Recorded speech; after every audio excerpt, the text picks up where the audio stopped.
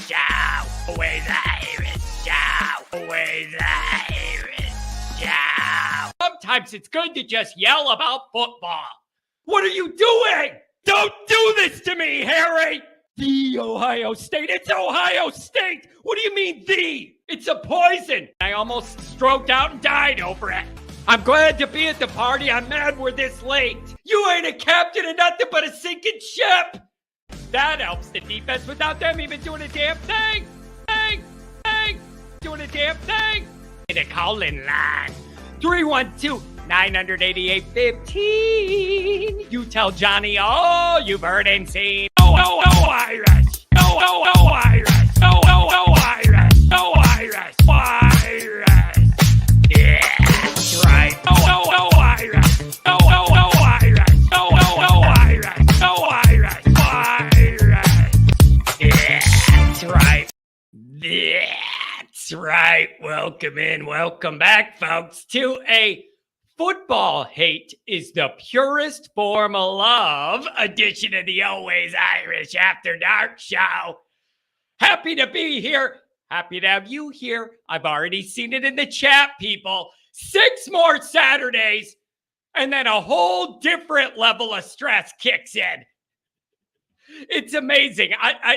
We get through this season, and I sit there and I go, you know what I need right now? Looking at my hairline in the mirror. You know what I need right now? I need a break from Notre Dame football to let things settle down. Let my blood pressure find a level here. And that lasts like a month. And then you're like, you know what I need? College football. Where's Notre Dame again? I'm ready for that stress, baby. Happy to be here.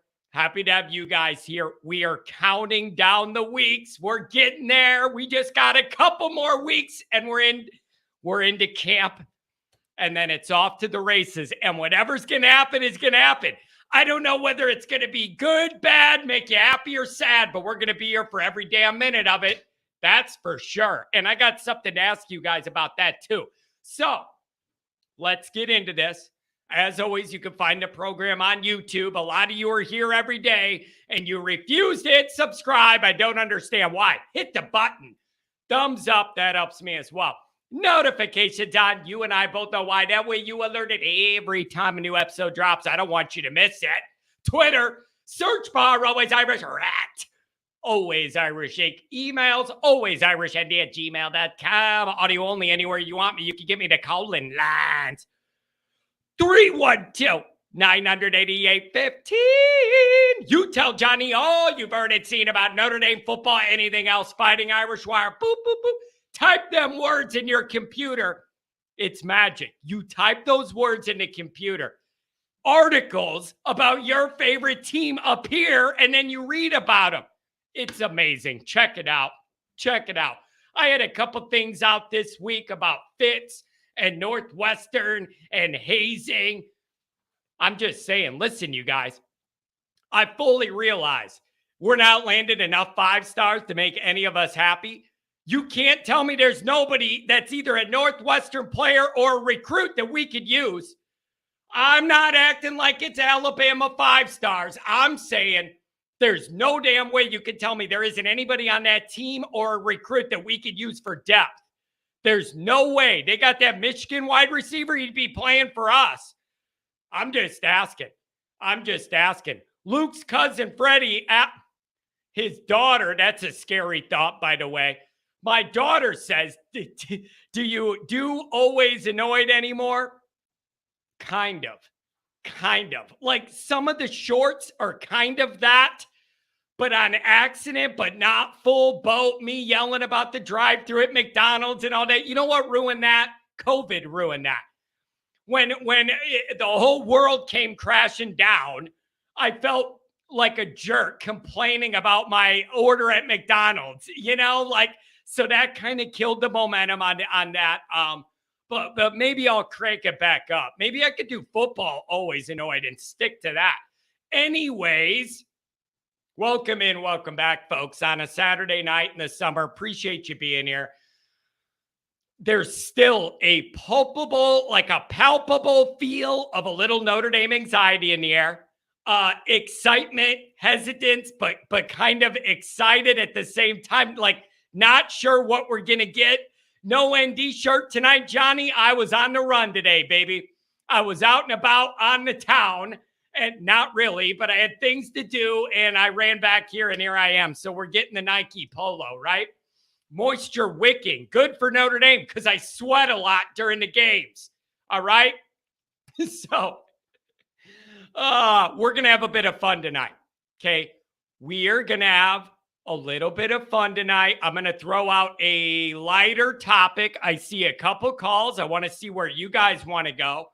And so before we get into that, let me say two things. Number one is thank you for the thank yous. And what I mean by that is a lot of people message me after I put the highlight videos out of the Hartman autograph signing and all that. A bunch of people emailed me or wrote in the comments that they really appreciated what a good job me and my people and the whole crew and everybody involved did putting that all together. Thank you for the thank yous. That kind of thing matters to me. To have a bunch of people say, you know what, man, you guys did a good job putting that together. We had a great day and we didn't expect it to be that big of a thing that you guys did and all that.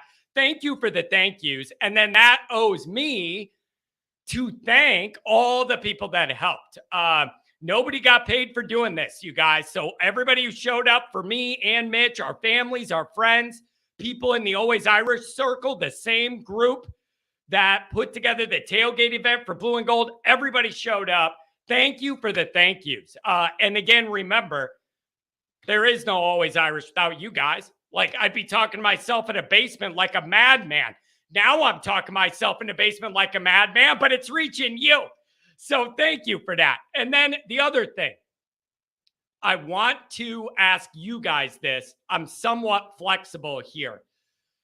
I'm starting to think about the routine in the season, how I want to do this. I have decided 1 minute after every Notre Dame game, we're going to go live. We're going to open up the phones. I want to hear from you guys. We're doing that 1 minute after every game unless I'm there.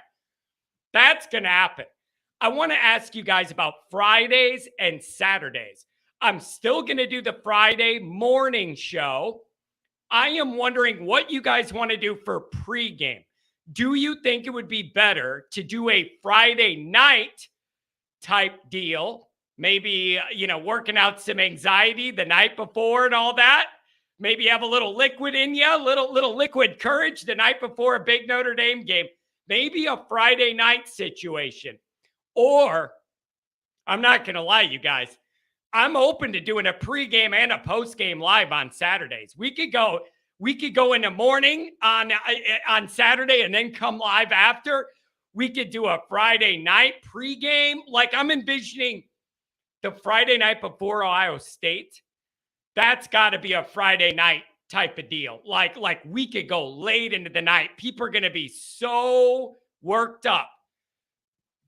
I think that'd be a good dynamic. Now, the problem is, I don't know if I could commit every single week, every Friday night and Saturday night I'm going live. Like, I need to have a little work-family balance here.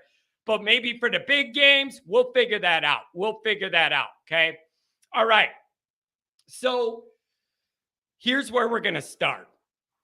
There's some anxiety in the fan base, some apprehension, big picture, short picture, Notre Dame standing in all of college football land, where we're at, how the recruiting's going, big picture stuff. And then the short term is we got to have a damn good year. It is year 2 for Marcus Freeman. The pressure's on. The heat is on.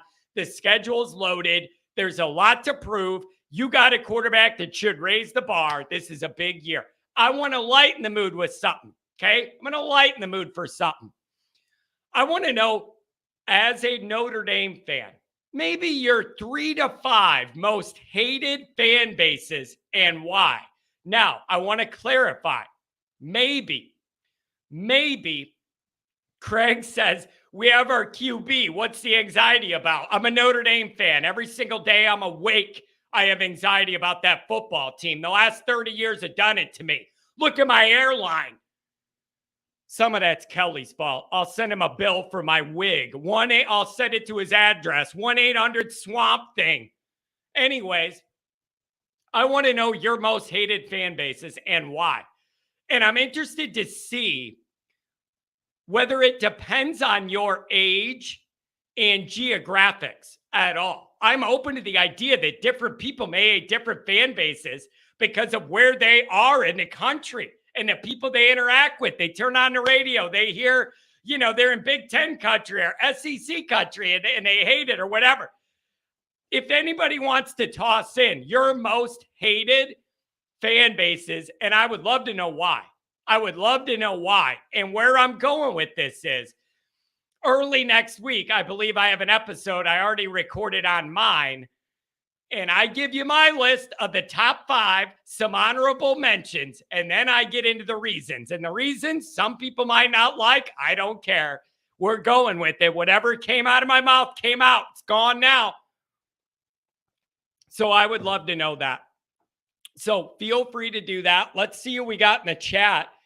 And then, I don't know, we might have a special guest on the line that might make an appearance that you guys might recognize. We'll see. We'll see. Luke's cousin Freddie's here. He's being kind of nice tonight. I don't know whether he's hasn't drank enough or drank too much because the guy's being decent in the chat. Domer88. Look at this message. I feel like I've heard this before. Let's paint the house that Rock built green on September 23rd. No more red takeovers. I told you guys the entire key to know. By the way, I got a message this morning from Adam Dowling about some $50 Notre Dame tickets for the opening home game. Sounds like they're having some trouble with their automatic sellout streak, even though we charge out the wazoo no matter who we're playing. $50 tickets. We're going back in time about 20 years to get down to that pricing. So they must not be selling like hotcakes anymore. What was I saying? Oh, the red takeover. I said it before. I'll say it again.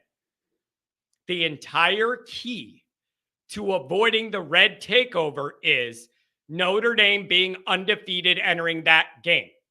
If Notre Dame, there is no game Notre Dame could lose before it that is acceptable in any way and is going to result in anything other than all of us absolutely losing our shit. Let's be real. Okay? So Notre Dame has got to be undefeated. I don't even care if it's ugly or whatever. Got to be undefeated entering that game to maintain the vibe we want. And that vibe is we're trending up. What could this year be? Can we make the playoff? Our dreams are just wide-eyed, open, all dreams. This is going to be awesome. That'll be the vibe. You're going to have a certain percentage of red. Ohio State's right up the road. We know that. Or side of the road, going that way. They're going to have a group. But if Notre Dame loses a game before, it's going to ruin everything. It's absolutely going to ruin everything because what's going to happen then is a certain percentage of Notre Dame people, they're going to sell those tickets. They're going to flood the market. The Ohio State people are going to think this is our time to pounce. They're going to buy them. And here's the other part. So that's going to be a red stadium problem, just like Nebraska, just like Georgia, just like Cincinnati. It's always the Reds. Every red is in there except for Marge Schott. You got to be old to know who that is, but it's funny if you get the reference, all right? Here's the other problem, though. It isn't just the red in the stadium.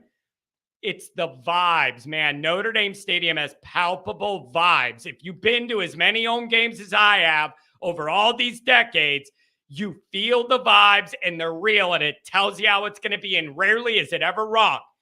If we lose a game entering that game, the vibe is going to be, oh no. It is going to be an apprehensive vibe of we can't lose this game because then we have 2 losses and we're not even halfway into the year again and it's last year all over again. That's going to be the vibe. It is not going to be all positive and all the best outcomes in mind. It ain't. Because there's no team you could lose to before then that isn't going to make me go, uh-oh, we got problems. Uh-oh, we got problems. So you better figure out a way to win all them damn games. I don't even care what it looks like. You got to have a clean slate in the loss column going into Ohio State to be trending up. Period. End of story. Or it's going to be a red takeover nightmare. All right? So, I would like to know about your fan bases you hate. We're going to get to the calls. We have a few of them. But for now, we're going to bring up Pat if he's paying attention. I'm paying attention. What's going on, Johnny? How are you, buddy? The funny part is you were paying attention for 15 minutes. The 1 minute. I know. I'm sitting here over to you, buddy. I was sitting here listening to your monologue, and then of course my wife goes, "Hey," and I'm like, "Oh, okay, never mind. Sorry." Oh man, Pat, what's going on, buddy? Why do you keep calling me special guest? At this point, am I not the late night co-jerk or whatever you want to call me? You are. Yeah, I'm going to add a second word on the back of that. But yeah, you're one of them. Yeah, you're one of them for sure, buddy. Hey, by the way, yeah. I do like that shirt. You're repping the old high school there, baby. Yeah, repping that Chicago Catholic League. Right. The guy that called in last week, he knew more about my high school than I did. So I had to rep it. Yeah, dude, that's beautiful. Look at this, Pat. What do you got? Are you going to negotiate an Under Armour deal? I didn't realize they were representing St. Lawrence. Look at you. Look at that, man. I didn't know that either. I didn't even realize that was on there. And it's LAURENC. It is not. There is no W in St. Lawrence. There you go. Yeah, that's an easy one to mess up. Yeah. Pat, all right. Hey, can we talk about Northwestern real quick? Yeah, go for it. Let's talk about this. Number one, the Tommy Rees stuff. Tommy, they already hired they promoted a defensive coordinator, right? For this. And you know what's funny about that, Pat? He is the newest member of Northwestern staff, and really? I believe that was intentional. So he's got no links to it. Yeah. Yep. I believe that was intentional because they knew they were going to catch flack of. Yeah, you're gonna put it all on Fitz and tell me all the assistants had no idea, but Fitz was the only one. It makes no sense. Yeah. So the one kid that came out and he's writing all the stuff, he's giving interviews and he's writing all the stuff saying that the racism and it was a culture where black kids had to be white and all that stuff. Mm-hmm. If you went back in his Twitter 3 years ago, he was writing these loving messages about Fitz and like how even after he's been away from Northwestern for 4, 5, 6 years, he could still call home to Fitz and Fitz will help him with whatever he needs. So, that stuff is very, I hate guys like that.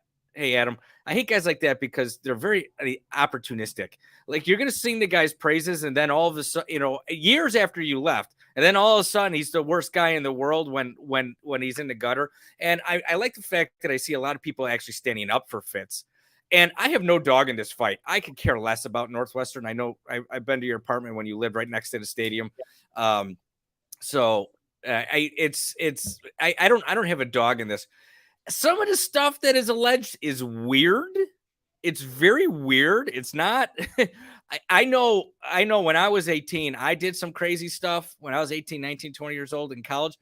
I was never, you wouldn't be able to put me in a room to do some of that crap. So like, it's just weird, but I don't know if it really amounted to, this big scandal they're trying to make it out to be. I don't know. That's my opinion on it. I don't know all the facts. Obviously, there's probably more to learn, but it doesn't sound like Fitz is going to go away easy. The rumor is he's going to file like a $40 million lawsuit against the university. I was going to say I think there's a loose 40 million there hanging in the breeze. Yeah. And if he's going away and that reputation's getting dragged, he wants to make sure he's dragging about half of it with him. Yeah. It's definitely weird stuff, but it's stuff that I would expect a 19-year-old to turn around and say, I'm not doing that. I'm not putting my hand under a guy's balls. What the hell is wrong with you people? Yeah. So it's just odd. Now, the other part of that that's weird is they have other issues too. They had to fire the baseball coach. coach. Yeah, and that sounds like it was worse than what the football was. They had a cheerleading scandal, and then they had to fire the AD that replaced Jim Phillips because he was pimping out the cheerleaders, the donors. I thought this was highfalutin Northwestern. John, what happened to all your class on the lake? The funny thing, my radio buddy. We don't have to say his name, but the guy I listened to, we played golf with him a couple times. Yeah. And I get why you're not mentioning his name too. Thank you. Because you know what that would cost. Yeah, exactly. Yeah, I know. So I was listening to him talk about it, and he's like, this is like sex ed.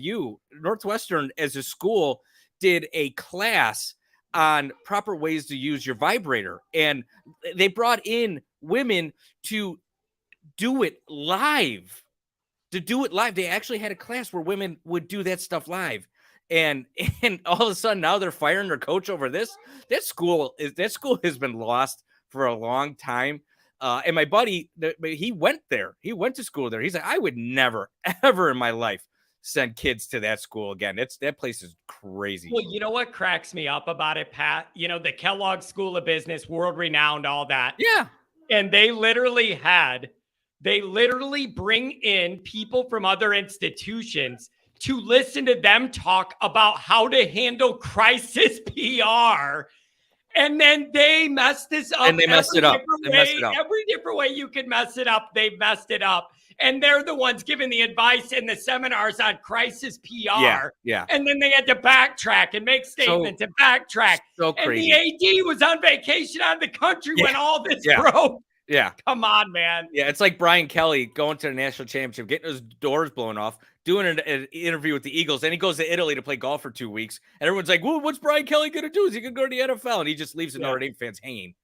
Man. The whole thing is weird. I don't think Tommy Rees takes that job. I don't think it's smart for Tommy Rees to take that job. I think he went to Alabama for a specific reason. And, he's got to see that through. Now, wait. Head coaching job to jump at a head coaching job is not the right move. What is the specific reason? Are you thinking better? But are you thinking Tommy thinks he can wait out Saban's retirement and slide into his seat? Well, I don't know if anybody could wait it out because somebody came out, a recruit asked Saban when he plans to retire, and Saban says, when I die. So of course, what's he going to say to a recruit? But I do think, how many offensive coordinators has Saban rode through in his time at Alabama? He chews them up because he's a tough SOB. So I think that's what Tommy went there for. He chews them up, but then he spits them out and they end up in good places. They end up in good places. They end up as head coaches. They end up as NFL offensive coordinators. They end up in good places. And honestly, it's an easier job to be a coordinator in the NFL than it is in college football because the recruiting you don't have to do in the NFL. Yeah. So I think Tommy went there because he grew up with Brian Kelly. And I don't want to make this about Brian Kelly, but Brian Kelly is not the work ethic of a Nick Saban. And he needs someone to say, this is how it works. If you want to win national championships, this is how it works here. And I think that's why Tommy ultimately went there. He's going to learn from the best. And so I think that's why he's going to stay there. Yeah. And the other thought is, even if Tommy had minds of that Big Ten job close back to home and all that familiarity, there is no rush to do that now.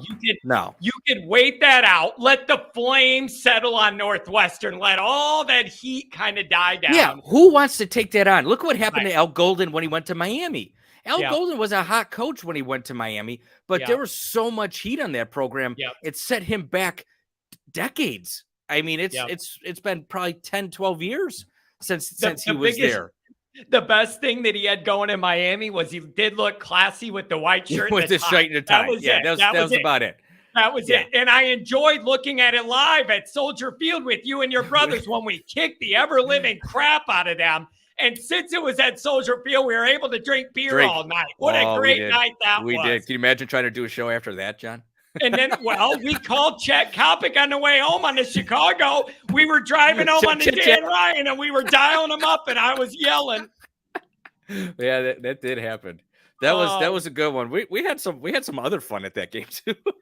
Yeah, we don't need to, we don't need to go. We don't need to go there, but yeah. That we had fun. I'm guessing you're talking about the row in front of us. Is that where you're going with that? We had fun. It was the row behind us. It was the row behind us. Yeah, it was the row behind us. Yeah. There was some of that. She was weird though. Anyways, Dad was too controlling. Anyways, we're gonna get off that topic. You're getting me sideways here, Pat. All right. Pat, let me, you know what I'm going to do first? The first thing I'm going to do is we do have a caller who's been waiting. Okay. I don't want him to wait all day. I'm going to bring him in and then we'll get into what I wanted. It's actually, I think it's Rodney who was at the event. Oh, Sunday. Rodney, my man. Rodney, what's up, brother? Well, you caught me by surprise, man. I had a great intro. I'm like, whoa, it's good to me right now. Okay, so I expect that to go on for about another 20, 25 minutes. I know. Rodney, hey, I'm trying to get better at that. Like realizing I'm here for a few hours or 2 hours or whatever, but not everybody can wait on hold for it. So I'm trying to be more accommodating to the people on the call-in lines. What's on your mind, my friend? I know how your Notre Dame wheel spins. What's rattling around in your brain today, brother? I'm about to take a shot. That's the first thing rattling around my brain in a Notre Dame shot glass. So that's about to happen. I thought he meant he was going to take a shot at us. I thought, I didn't know. He's taking an actual shot. Yeah, a shot. Okay. I was like, Rodney, man, we had a good time together on Sunday. Right now. All right, here's to you, John. Here's to you, Pat. That was a great event the other night. I love the video, man. I saw myself in that trailer number 2. That was cool. All right, so here's to Notre Dame Nation. All right, there it goes. It's down. I like that. Wait. Everybody wants to know a shot of what? Everybody wants to know what you're drinking now. Can I guess, Rodney? Can I guess? I got McAfee's Benchmark Old Number 8 brand Kentucky Straight Bourbon Whiskey. There you go, baby. I figured it was going to be a bourbon. There you go. Soak it all in, brother. Soak it in. Rodney, let me ask you this, man. 6 more weeks and Notre Dame football's back. Where's your anxiety level? Where's your confidence level? What's on your mind as we enter the light at the end of the tunnel phase of summer? Where are you at? Yeah. Well, first of all, man, is there ever a time when Notre Dame fans aren't dealing with anxiety? No. Nope. Never. I'm trying to think. There might have been a week or 2 this summer where things were going pretty good with recruiting and stuff, I guess. Again, I don't think about that stuff that much anymore. But overall, I mean, we live in a constant state of neuroticism, man. I mean, we are just the most neurotic fan base, and who can blame us? You know? Yeah. Now, wait. Let me ask you this, though. And this is something I have to ask myself, too. Do we feel like we're more neurotic than other fan bases because we're in our own minds, in our own ecosystem chamber? Do you think that this goes on in every fan base, but we're just more in tune to it because this is the one we're in? I feel like we always have a little extra kick because it's Notre Dame. Well, because it's Notre Dame, but it's also because the outside world views us a certain way as well. And I do think it's actually true. I think it's a real thing because of all the success, because of then the lack thereof of ultimate success. A lot of people stick their tongue at us and say all things that we know is probably a kernel of truth, but never completely the truth, you know? Yeah. And, I think it's not, I don't think it's unfounded. I think it's actually a real thing. I think that we deal with anxiety on a level, I would say, slightly worse than every other team in college football. I mean that. I really believe that. Yeah, there's a little extra juice. And whenever there's any news story with Notre Dame, it gets amplified, whether it's positive or negative. There's always extra run on us. To be fair, Michigan fan base would probably be second because these are the 2 traditional powers of college football. We're always expected to be good, and if we're not, everybody loves to rub it in our face. Yeah, I guess that's fair. I don't know, man. The Notre Dame news cycle never ceases to amaze me. It's just always 0 to 100 in no time at all. All right, Rodney, let me ask you this. This is something that's been on my mind, and we talked about it last week in person even. I'm going to get your thoughts on it. I believe Notre Dame fans are in an interesting cross section of time here. There's some anxiety about the big picture and recruiting and where Notre Dame's at and all that stuff. And a lot of people are saying, you guys need to relax, have patience. We're entering year 2 of Freeman. You got to have patience and let things work themselves out. And then the other side of it is like, how much more patience do you want me to have? We haven't won a major bowl game since I was 9 years old and a title since I was 4. And those are clashing ideologies that are both fair and accurate. Like, this fan base is done having patience, waiting till next year, looking at potential. Maybe the next year it'll be better. Maybe this year the schedule will be easier, all of that. However, we're out of patience, but it is true. It is year 2 of Freeman. He is learning on the job, flipping that roster over. There's a lot of moving parts, and he's just getting started. How are Notre Dame fans supposed to reconcile those two competing emotional ideas and concepts? I'm telling you, man, it's a hard thing, but you have to take a step back because here's the truth, and we know this, man. I'm telling you, this is where my feeling is on this. You brought up something I was going to bring up. Listen, man, I don't know how many coaches in college football history have been able to coach in their first year at age 36 years old. And, with a coach who was there before for 12 years and who was in the college football coaching career for how long for Kelly? 40? Yeah. 30, 40, whatever. And expect that the guy that replaces him, again, with a program that was good, very good, actually, great, you could even say to some degree, not truly great, but kind of teetered on great, I guess is a good way to say it. 2 playoff appearances, that's very, very, very, very, very good. I've said a long time, it's as good as you can get without truly being great. And expect that first coach is going to come in and everything's just going to be smooth sailing, maybe. It's just going to just carry right on over in a parallel and then up from there. It never works that way, John, and that is why I still think we're looking at, I've been trying to convince myself not to think this way, but I think it's going to be, I'm going to say it, overall, bowl game included, whatever, I think it's a 10-3 year. There is going to be a game we're going to lose that we have no business losing. What I am hoping for and what I think is going to happen is it's going to get, I think this is going to be slightly more of an incremental improvement every year because I think Freeman's going to be a great coach. But this is his second year as a head coach at Notre Dame. Okay, with all the problems we've already discussed over and over and over again. I just think to just assume 10-2, yeah, sure, 10-2. Yeah, that's just too neat and cuddly for me. I keep thinking about it, man. If we're 10-2, it's going to be because we lose a really bad game. I mean, a game we should not lose. And then we somehow find our way. So then then by that theory, then you have us beating 2 out of the 3 marquee 3 then, right? To allow that another loss there? If it's 10-2, that's correct. But I think for some reason we're looking at 10-3, man. I just do. I think we're I said I would not be a bit surprised if I know it sounds crazy, man, if it comes in week 3 against Central Michigan. And I know that's the big tailgate day. Hey. And then we get things right the next week. We look a little better, and then people are kind of just lukewarm for the Ohio State game. We don't give up the Rodney. Hear me out. Rodney. But then you're going to kill the tailgate vibes. You're going to kill the tailgate vibes. If we lose to Central Michigan at my tailgate, I'm never tailgating again. Not on my watch.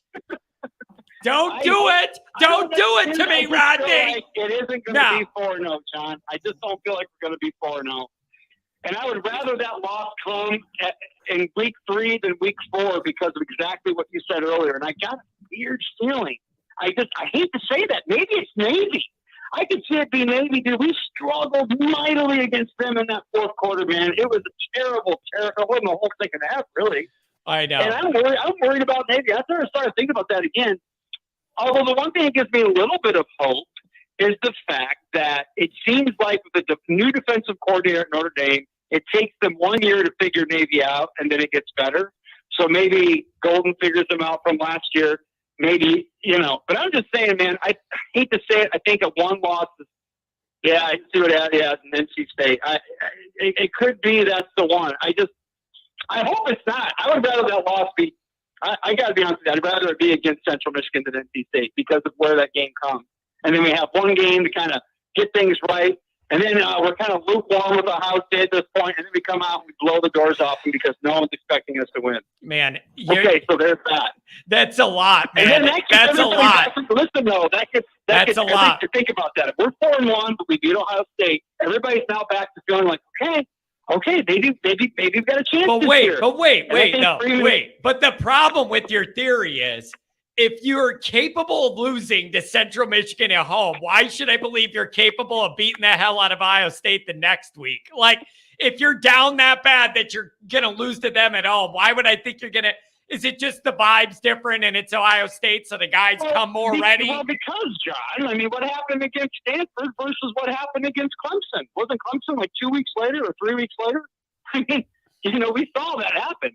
And we saw them play very, very good against, BYU and North Carolina before the Stanford game. So, as well as, look, Lou Holtz used to say it, he used to wear it out. But I'm telling you, man, you have a different team every week. Marcus Freeman is figuring this out on the fly. I think he's going to be, I'm going to say it, I think he's going to be a great coach. I really do. But I think the improvement's going to be at Notre Dame or somewhere else. Did you hear that, Rodney? At Notre Dame or somewhere else? That's a big question I have. It's funny you said that. It's a big question I have, brother. Somewhere else. Yeah, it's a big question. I just think that we're looking at what we don't want to see in a 10-3, but I think it's going to be a good 10-3. I think it's going to be, once we get our crap together, I think we're going to do fairly well. I got a feeling that there'll be a loss to Clemson at the end of the year coming. You're just asking me what I think about Freeman. I just think that he's learning and he's getting better all the time. So instead of 2 bad losses, we're going to have 1 this year. As far as, a team we shouldn't lose to. Yeah. And I think there's going to be some close. There's going to be a couple other close losses, I think, down the line. But I do think we beat Ohio State. I'm worried about USC. I'm worried about Duke also. I'm worried about Louisville on the road. Yeah. And I'm worried about Clemson at the end. Yeah. So I just think there's too many worries there for me to think it's just going to go smooth. But I do think I just, for whatever reason, believe we're going to win the bowl game. This is going to be different than Brian Kelly. Kelly was better in some ways than Marcus Freeman. I think Marcus Freeman is going to surpass Kelly when he's here. At the end of the day, he's going to surpass him. Does that mean national title? I don't know. Okay, but I think he's going to get us in the playoffs multiple times. I'll say that. 3-4 times. I know it's going to be a 12-team field now. I was going to say it's going to be a little easier. You could go 10-2 and probably make it from now on after next year. I think we're going to get to a national title game under Freeman, man. I'm going to say that right now. I think we're going to get to a game under Freeman. Wow. Will we win it? That's the big question. Now, great. So, again, I think we're in a good spot with this coach. But like I said, man, for everybody to assume it's just going to be some easy transition and that it won't get worse before it gets better. And, look, 8-4 wasn't terrible. It's like it's not. It felt terrible. We were a couple games less than what we finished under Brian Kelly, but that's sort of be expected. Maybe this year it's 10-3. So well, wait. But my biggest thing about last year's 8-4, it wasn't the difference between Kelly and Freeman not having your starting quarterback for basically the whole year. Kind of put a damper on everything that was possible. That was a huge. We went into the season last year in August, and I said, for Freeman to have a good year one, 2 things need to happen. One is Buckner needs to be available and playing every game, and he needs to get incrementally better each week as he's doing it.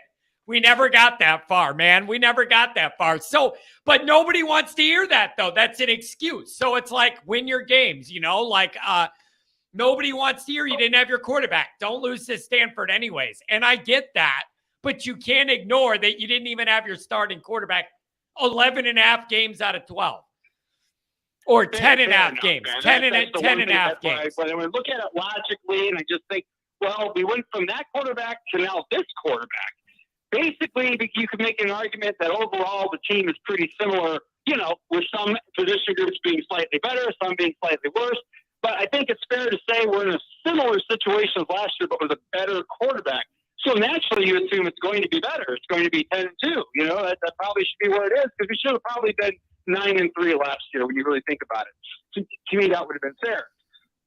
So, but I just these things, like you said, you brought up anxiety. It never goes that way for us. It never goes the way we hope. Now, there have been years where it goes better than we thought. I mean, 2012. But even that year, I don't know. We just never get what we want, and I think eventually we'll get there. But I don't think it's going to be some magical jump. I think it's going to happen slowly. I do. And look, man, Kelly had a period of 8 and 5 years before he kind of got it right. Freeman's already 9-4 in his first one. I think there's something to be said for that. All right, but if coach on the rise, man, I really do. Recruiting, I think he's a great coach on the rise. If I wanted to push back on you in a way that I think is logical, what I would push back on you is Kelly inherited a much worse situation than Freeman inherited in terms of Notre Dame's infrastructure, what's in place, the roster, the behind the scenes stuff. There's no doubt Freeman inherited a better situation there than Brian did. Yeah, and here's the thing, though. Here's my pushback. Kelly had, whatever it was, 25 years, 28 years, whatever it was, of years of coaching experience too. So while he did inherit a worse infrastructure than Freeman did, he also had all that coaching experience at his disposal that Freeman doesn't have. So while, yes, he got a team that was more along the lines of what probably Kelly wished he had in terms of infrastructure, in terms of the brotherhood, in terms of, the Notre Dame way and all that. No question. But he also had the experience to bring Notre Dame up, and he knew what worked. Freeman doesn't have that. So I think everybody forgets that, he got a better, team than Kelly did. Yeah, a coach with no experience, though. You're expecting him to make magic out of that. Yeah. Again, or not even make magic, but just keep it the same until it gets better. I'm saying that I always thought under Freeman it was going to get worse before it got better, but not terrible. Yeah. And it wasn't terrible last year. And I just think people got to understand there's going to still be some coaching woes this year where we're going to, but I don't think it's going to be the same as last year. And I think you could, look, man, he had a really nice run after Stanford. If you just take it after Stanford and beyond, he had a very nice run. And so I think that momentum is going to continue, but just there's going to be a game or two, man. And a lot of it isn't even, again, the Notre Dame situation makes it tougher because of all the things you got to worry about when you're a student and whatnot. And he's figuring that out. We just can't expect him to get it all figured out. Nobody wants to hear those excuses, Rodney. Nobody wants to hear those excuses. Win your damn games. Win your games. But when people accept a double-digit, second season where he does win 10 games, but it's 10-3, not 11-2. I mean, is it really that? I would accept Rodney. Pat and I both agree. If the regular season's 10-2, that is kind of a bar there. What do you think? Let me ask you this: would you rather have 10-2 and then a bowl loss, or would you rather have 9-3 or 9-3 with the bowl win? 9-3 with the bowl win, Rodney. Yeah. I think that's possible. I think Notre Dame can flip one of those 3 games, and I think they can. They can lose. I don't Central Michigan. I don't think that's. I mean, oh God, that would be awful. But for a lot of reasons, that would be a total nightmare. Oh my God, Me and Pat would probably end up hating each other. I mean, it would just be a long day. Can you imagine the fight you and I will have? The argument we would have in the parking lot. It'd be a bad day. It'd be a bad day. Pat and I, dude. Look, they're probably going to beat Central Michigan by 4 touchdowns. Let's be honest. When Notre Dame, listen, there's a game like that coming. You know it is. When Notre Dame wins and Pat and I are together, it's just like the best night ever. And we're drinking the Goldschlager with the flakes of the Golden Dome in it. We're doing all that. And then when Notre Dame, I like that. Yeah, we always did that. That's we what I did to John on his 21st birthday. I told him he's got to drink Goldschlager. No, Pat would get me on a Friday night before the Notre Dame game Saturday. We'd both be all nervous. Pat would get me all night. He'd pour another shot at the gold and he'd go, Johnny, if you don't take this, we're going to lose tomorrow. It's gold flakes. You got to drink it. And you know me, I took one for the team. I used to tell John that they would scrape. You got a little bit of gold there, you get a little bit of Irish whiskey in there. Yeah. I would tell John they scraped the gold off the dome. That's how they made Goldschlager, to make him drink it. Yeah, and I knew it wasn't true, but I did it anyways. It was still worth it. Rodney, let me ask you this. And Pat, I want to ask you this as well. You're both going to have very strong opinions on this. I don't care who answers first, but it's a real question been on my mind. How would you feel and think about where Freeman's at if he starts out 0-2 against USC? Does that change your opinion on Freeman big picture? Does it not? Is it still too early? Because I do not like the feeling of any Notre Dame coach starting out with a losing streak against them. I would like to know where you guys will be at in that spot. Okay, but John, okay, and I know you said Pat, all right. Whatever. Go ahead, Rodney. Go ahead. Yeah, go ahead. Let me ask you this.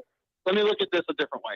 What was Harbaugh's record before these last two blowouts against Ohio State? I believe it was either 0-5 or 0-7. He was really far behind. Why do I think it's 0-7? Is it 0-7 or is it 0-5? I can't remember. Yeah, you're right. For some reason, it's either 0-5 or 0-7. Now, that's 0-5, and then he blew him out 2 years ago, and everybody's forgotten about it. If that's a classic Notre Dame USC game, and Caleb Williams does something, that's going to piss all of us off at the end to win like by a 2 or 3 point margin. Listen, man, that doesn't bother me nearly as much. To go into another topic you brought up before, what the 5 worst fan bases is. You know what one I'm not going to put on there is Ohio State. You know why? Because they're not mean to us. Because they don't hate us. You know why they don't hate us? Because we haven't beat them. Because we're going to challenge them, and they know it. And I'm telling you, man, that game is more important for them this year than USC is. It is absolutely more important. You're going to upset my co-host. Pat's going to disagree, I believe. Well, He's all USC all the way. No. I am 100% certain of this. I don't care. This is not subjective. It is objectively true. Ohio State is more important than USC is this year. Now, I don't want to see us here asking against USC, but if you got to ask me one team or the other, absolutely no question it's Ohio State. Pat, you got a rebuttal to that, or do you agree? Rodney, you've made this argument before, and it's not. We don't play Ohio State every year, so I don't like.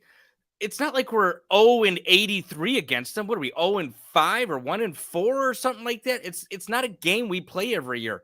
I play USC every year. I want to beat USC every year. Do I want to beat Ohio State? Yes, but it's not my rivalry. It's not the game. I'm going to be up for the game, but it's not the game I have circled on the calendar every year because it's not on the calendar every year. It's just not. That's why I'm not. We haven't beat them since the 30s or whatever. But how many times did we play them since the 30s? 4? It doesn't matter to me. That is not a record I am worried about. I have an old boss. Nice guy, Ohio State guy. This is another reason why I don't like. I'm surprised you say this. It's a northern team, dude. It's a northern team. You got Michigan, you got Ohio State. Now, John, I think you would probably, if I had to guess, I would say, and maybe you too, Pat, I don't know. I haven't talked about this. I would guess that John hates Michigan more than he hates USC. Is that correct? I hate them. Hold on. Can I answer this? Wait. Me saying I know what you're going to say. Me saying I hate them more is not the same as me. Like, there's different things. I could say that I hate them more, but need to win. I could hate them more, but say I need that win, that other win more. Where's the 50s crowd that's going to agree with me on this one? Because I'm telling you, man, I'm talking about this year, by the way. I'm not saying all time, guys. I'm saying once we get that monkey off our back, then I'm right there with you. Then it's I'm right not a monkey on your back. I agree. It's just like Miami back in the 80s. There's no way a Notre Dame fan wouldn't have taken a win over the Miami Hurricanes of the Jimmy Johnson era.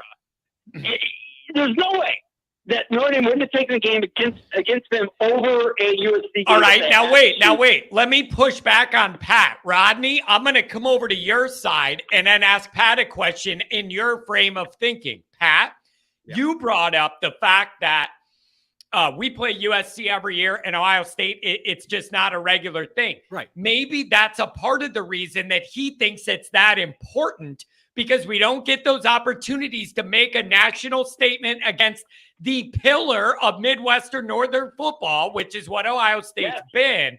Maybe that's actually part of his reason. The same reason you're saying USC, Pat, he might flip it and say, we don't get those chances all the time. We haven't had one since 1936. We won.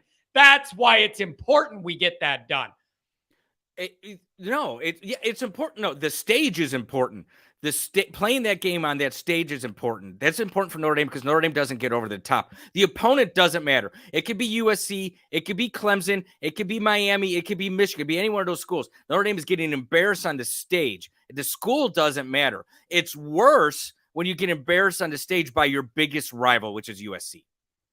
Okay, now let me ask this. Okay. All right, okay. Rodney, I'm going to end with this. We're going to agree to disagree on this one. Okay, we're going to agree to disagree. But let me tell you this. Absolutely, Ray. I absolutely agree with you. Think about it this way, and I'm going to drop the mic on this particular discussion. In 1988, what game meant more to Notre Dame's ascension?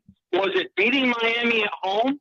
The number 4 Notre Dame team against number 1 Miami, 1988. Did that game mean more beating Miami or beating USC in the last game of the year against number 2 USC? The game was bigger. But wait, though. You can't wait. But Rodney, I don't think that question is fair. And the reason I'm saying here's why it's not fair. Because you had to win that one against Miami for that one later in the year. Like the timing matters. And that's the other part of this that's tricky, Pat.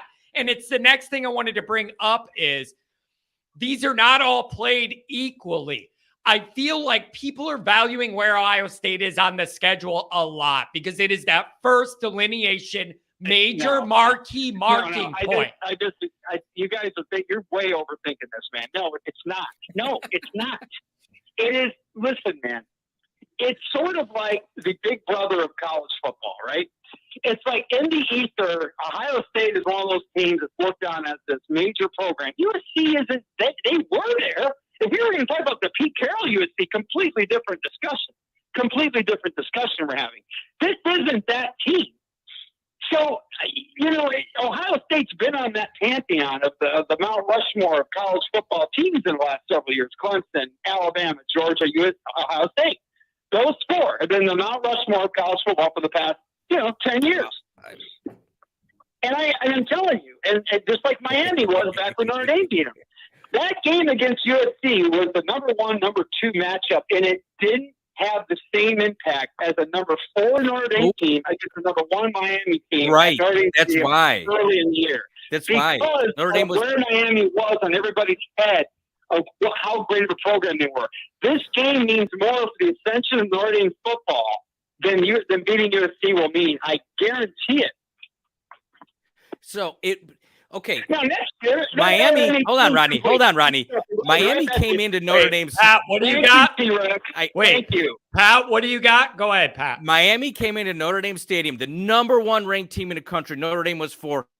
Notre Dame was the underdog. That game was bigger because Notre Dame was the team to lose, and they had to knock them off. When Notre Dame went out to USC, they were the number 1 ranked team in the country. USC was ranked number 2. That's the only thing that changes that dynamic is because Miami was number 1.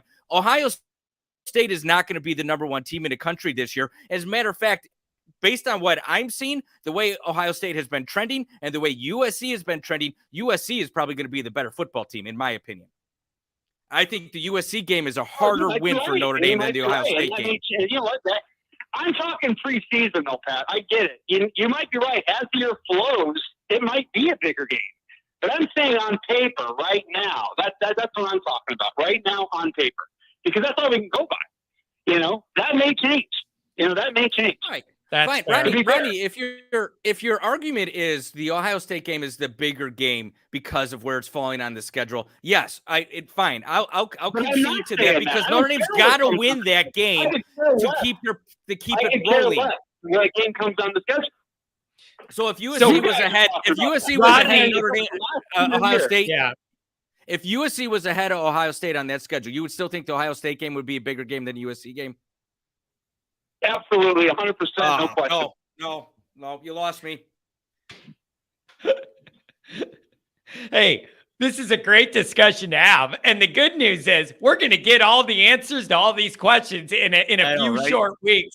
I still love you, Rodney. Still love you, Rodney. Rodney, after this one, I think you need 2 or 3 more of those shots you took after this 30 minutes. Sorry to do that to you.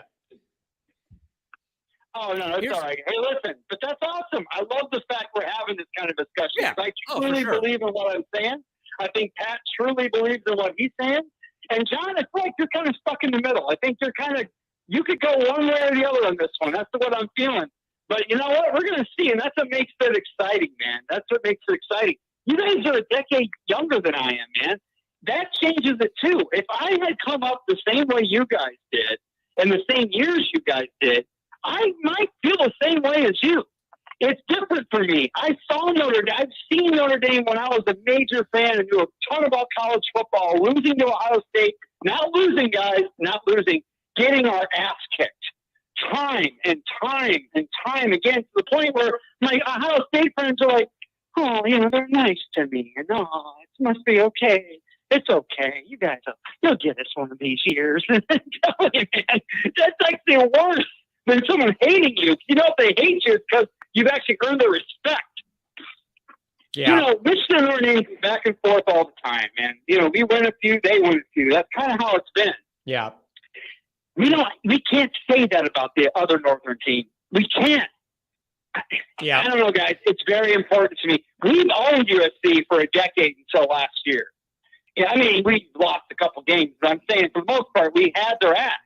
Brian Kelly out coached most of USC's coaches at the time he was head coach. We after the Pete Carroll debacle, the 10 years we didn't win, we got that back. I'm not there yet. Now, if we lose 3 or 4 years in a row to them, I'm going to change completely. We're not there yet. We've lost 1 year to USC. I'm not.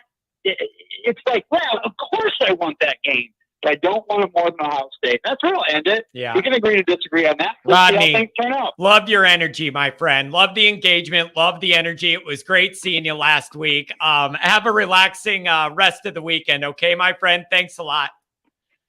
All right, man. Have a good one, guys. Have Great a good one. Great start to the Saturday night. Beautiful. Thank you, my friend. Thanks, Man, Pat, you know what the only problem with Rodney is? I just wish I could get him to wake up a little bit, be more engaged, just a little boring to talk to. There's no energy there when I talk to him. We already got a lot better start than last week. Oh, man. So, Pat, it is, listen, I do struggle with this because existentially in my DNA, everything is USC based. Right. For this individual year, though, if you wanted to base the argument on which one's bigger based on the position in the schedule, not existentially big picture, but for the actual practical season, I get if you wanted to argue Ohio State was bigger because it is the big defining arrow of the whole season. Right. It should be. It should be if you don't mess up before that. If you start 5-0 and you have a win over Ohio State, you're going to be a top 5 team in the country, and everybody's going to sing in your praises. And all of a sudden, that USC game becomes way bigger, especially if they're undefeated. You lose to Ohio State, people are going to start to lose interest in Notre Dame and just say, "See, there's Notre Dame again. They beat up the bad guys, but they get their ass handed to them when they play somebody." And then everybody's going to expect that the rest of the way. I understand that argument. I agree. I will concede the point to that argument. I don't necessarily agree with it, but I will concede to that point. At the end of the day, and this goes back to your question about what do you think about Marcus Freeman if he starts 0-2 to USC? Does that hurt him? Does that hurt him as a coach? I don't think it hurts him as a coach, but it starts to put a bullseye on him because what do the people with the money who give it to the school worry about? They worry about beating USC. That's what matters. beating USC every year. Like I told this story before. I said, Dad, if Notre Dame's going to lose every game but one, what's the one team they're beating? He always says USC. He goes, if they beat USC, it's a successful season. Obviously, nobody wants Notre Dame to go 1-11, but you got to beat USC. That's what it comes down to. And somebody made a point about the recruiting aspect. Hey, USC is right now one of the biggest recruiting teams on the block. Yep. And if you're going to make a statement against somebody, you got to make it against USC, because we are not just recruiting kids out of the state of Ohio. We're recruiting out of California, Florida. We recruit everywhere. You got to remember that with Notre Dame. The whole reason Notre Dame's the schedule is set up the way it is, where it rotates at the end of the season between Stanford and USC, is because the coaches finished that season on a recruiting trip. At least now they do. The head coach before used to go golfing. I was going to say, it was a golfing trip. You know, when that got announced, you know where he was at when it was announced he was going to LSU? He was on a golf course. What a great spot to be, man. That guy's got it made. That guy's got it made. Okay, I missed a couple chats, donations. I didn't want to interrupt during the chat. Adam, thanks a lot for the $5 holler. Steven, $20 holler from Jacob. Let's see what we got. If we have Artman last year, what's our record? 10-2, 11-1, 12-0. It would be in that ballpark at a minimum. It would be better. However, even if you had Artman last year, that wide receiver room was still going to be a problem. He could have made it look better, but it still would have been an issue. We're in a way better spot this year.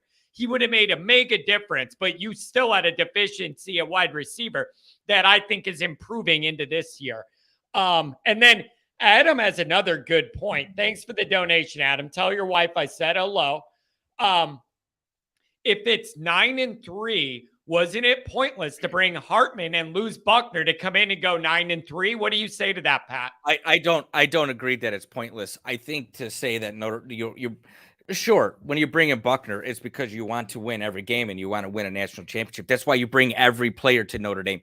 But if you can show at Notre Dame a quarterback can come in, because let's face it, Notre Dame hasn't had a stellar quarterback for almost 15 years since Brady Quinn. All right. So Notre Dame hasn't had that quarterback since Brady Quinn. That's almost 20 years. So you bring in Buckner to show that you can have a stable quarterback. You have a kid that can be successful, a kid that can win football games. And so just by bringing in Hartman to do that, that helps with recruiting. That kind of sets everything up. It should make things a little bit easier to say, hey, look, quarterbacks can play football here. Just like you need to bring a defensive tackle in to be successful. To show that kids can be successful at Notre Dame. Yep. You know what, man? That's a very, very good point. I am encouraged that with under Gaduli's tutelage, the development of the quarterbacks. I think you said it right. Yeah. You've been working on that. Yeah, I know. Gadoogies. I feel like under his tutelage, these guys may actually get some actual development and we'll see them trend up. But you do have a very good point. It would be very nice just to put in everybody's minds what real quarterback play at Notre Dame could look like. That'd be very nice to see for once. What are you acting upset about now? I'm reading this comment. Which one? Drew McFly. You can't beat Michigan. Don't tell me you're way more talented than everyone else. You can't beat Jim Harbaugh. Kiss my ass. Go find someone else to help you spell Ohio. You know what they're going to say to that, Pat? They're going to say, and I've been reading this, Michigan's beat Ohio State. Like Ohio set up to be able to beat a lot of different people, but Michigan, the way Michigan wants to do it is like kind of tailor-made to set up to give Ohio State trouble. But also you are right, Pat. Drew McFly's putting himself in a rough spot. Yeah. Because if you're saying you have all that talent, then you guys are underperforming in your biggest game back-to-back years. What the hell are you doing? Embarrassingly underperforming. It's like Notre Dame playing, Stanford last year. Right. So if you want to go that way, you're kind of bragging, but burning yourself on the back end too. So that's a win and a loss then if you're going to go that way. I just love it when people just kind of hang themselves out there with the comment. That's beautiful. But that is rough because if he's going to respond, he's either got to acknowledge Michigan is way better or they're doing a lot of things wrong that they don't even look like they're ready to play in their biggest game the last 2 years. So either way, that's a rough spot for an Ohio State guy. We got a few more calls. We may have to speed up the pace. Let's see what we got. 859, you're on the line. 219 after that, 269-623. You're talking to me. What's going on, 859? How you doing, John? I'm doing very well, my friend. I know you're an old school Notre Dame guy. What is your opinion on that USC or Ohio State? Which one's bigger in this year and why? Okay, I'll agree to you a point if it's setting up the season because the ultimate goal is to win a national title. Okay, so we have to get Ohio State or USC doesn't mean a damn thing. We also have to get through North Carolina State. But I want to tell you, it's maybe a perspective of your fans. But if you grew up, I'd love to ask your buddy Pat, how old is his dad? Because he sounds maybe just a few years older than me. That if you're a true Notre Dame fan, and I grew up with this with a dad that graduated in 42, you win one damn game, and it's USC. It'll always be USC. It'll never change. We play them all year because do a little history on Notre Dame. You know how many more titles there per season would have had we not had USC? We would have had 5. He cost them twice out there. And they had a fully holding call on him his first year. And then we go out there undefeated again, and we got screwed. So I don't want to hear these dumbass people say they're Notre Dame fans. That, it doesn't matter if we beat USC. It will always fucking matter if we beat that damn horse. That's part one. Part easy two. Easy on the F words. Because I was a senior. We hated Jimmy Johnson. You know why? Look what he did to us our freshman year when they went down and embarrassed that poor-ass coach, Jerry Faust, and blew us out 58-7. So why do you think there was so much hatred? Yeah. There's my rant. I know why. Yeah. So to say there's not that build-up, yes, there's a lot of big games. We have a lot of trap games this year. But however, the key to the season, you know, and I both talked. If we don't keep Hartman upright, we're screwed. We're losing 5 or 6 games. The next point is let's give Freeman a little break here. He's not recruiting on the same rules that they played back in the day. But at least one, he's working his ass off. And if I hear one more time about that liberal clown Kelly bringing us back, you know why Kelly was successful? He played a watered-down schedule from beyond belief, and the horse sucked. So stop sucking that liberal jackass's, he did. You know what? Because people think he's good. No. He was a clown that sold Notre Dame out and was lazy. He was just as bad as the other clown that only lasted 3 years. Now, Kelly, I have been saying this. Kelly did benefit greatly from the fact that USC was down pretty much his entire tenure. And so that was something that benefited Kelly. Now, Tim, let me ask you this, though. Could you at least see the perspective of in a vacuum, meaning this year, this season, not overall, not your history, not my history, not your dad, not my grandpa, not all that, not my grandpa in the Navy with Frank Leahy, none of that. This year, do you see how people look at that schedule and point to Ohio State as being the one you got to get because it comes first, and if you get it, you're on a momentum rocket ship? Can you at least see that point? Yes, because of how it sets up. But the scenario I will point out to you, isn't our goal to have a shot to win the national title? Hear me out on this. That if we can lose to Ohio State and run the table and probably make the playoffs, would you agree with that? Maybe. Okay, my worst nightmare, let's say we get the loss on the road and we go 11-1 to Clemson. I could see a scenario where we don't get in.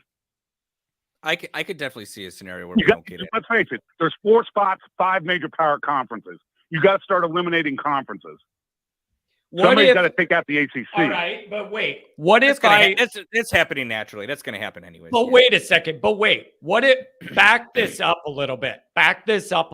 Let's say the scenario you just went over happens and we end up 11-1 somehow, wherever the one is, if it's Clemson or whatever.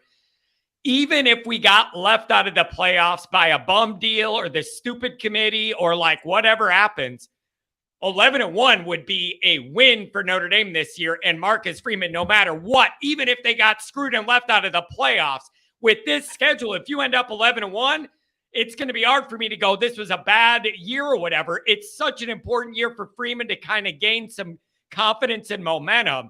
11-1, no matter where you fall in that playoff ranking, we're going to love, right? Oh, no, it's an awesome year. I agree. But can you imagine the shows you're going to have after that? Have people some beer in them? If we get left out 11-1 with that schedule? I'm afraid of what you're going to do with some beer in you when you call. I got to get a title before I get called home. Oh, my God. This is great. Anything else on your mind, man? I'm sorry. You're all worked up tonight. I love it. Yeah. You have I love SC, and it's getting close to kickoff, and there's a lot of Tribe games. We don't know. I mean, one, you gotta It's stay 6 injury-free. weeks out. It's You know 6 there's- you weeks know out. there's drugs coming out of Rick training. Tim, I love you, man. The Are we at the game's clock? 6 weeks out, and you're acting like it's 6 hours. I love this, man. I love this shit. I'm gonna start pacing. I don't know what's going on. Yeah, wish should I I? was a kid. Should I Tim, go to should I time start warp? my pacing in the basement, back and forth, my game day pacing, 6 weeks I early? do that already. No, I don't do that. I do that during games, but I've gotten a little bit older. I don't do that much. Oh man, geez, there's just so much at You know, stake this year. It's a big year, you guys. Can What, I interject Pat? something real quick? Well, no, My dad. listen, recruiting. I know that, but the problem is, I feel bad is that we're not in the dynamics. The world has changed so much in the last 3 years. When you've got to deal with all the illegal money, although I would thought that would help us because they were all doing that down in those cheating SEC schools. So I thought that would bounce it out a little bit. But John, you and I've talked. It's the old blue blood assholes that sit atop of that damn board that would like football to go away. Yet they wouldn't be sitting with those degrees and meaning that have that damn money if they didn't play football. Yeah, That's the other thing that really drives me nuts. And I don't know how, unless we put hits out on them, I don't think they're going away anytime soon. half of I can verify this through people I know.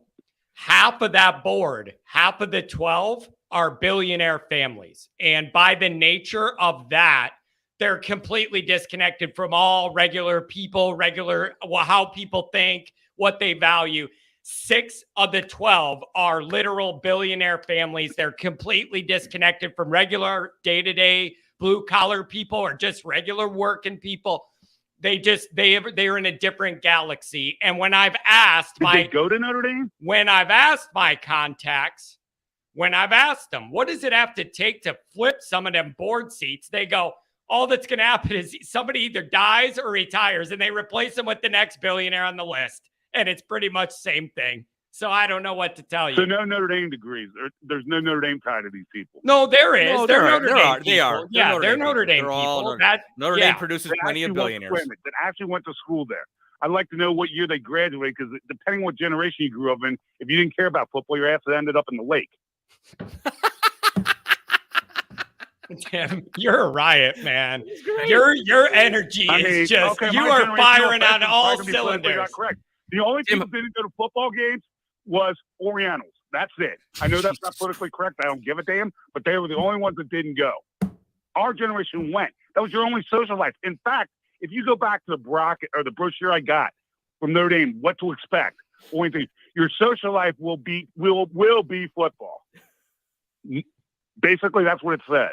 Yeah. And if we got back to that, if we got back to that, where you're in a bad mood. John, I've told you the story when I was in management. I managed 13 women. They would watch ESPN Sports Center to find out what kind of mood Somebody I was in. tell Reggie Ho. Somebody tell Reggie Ho. Oh God. Shit. Tim, Oh, you're my killing goodness. me. Oh my You're goodness. killing me, That's man. fantastic. You're killing me here. But I don't think the sad thing is I don't think we're ever going to get back there. Let me ask you this. All right, we're going to get off that, and I'm going to go to this, Tim. If you had to pick right now, what's Notre Dame's finishing record this year? What does your gut tell you? Where does Notre Dame land? Does Hartman stay healthy the whole year? I think we have to assume health. Yeah. I can't assume non-health. So let's assume your most important guy's upright all year.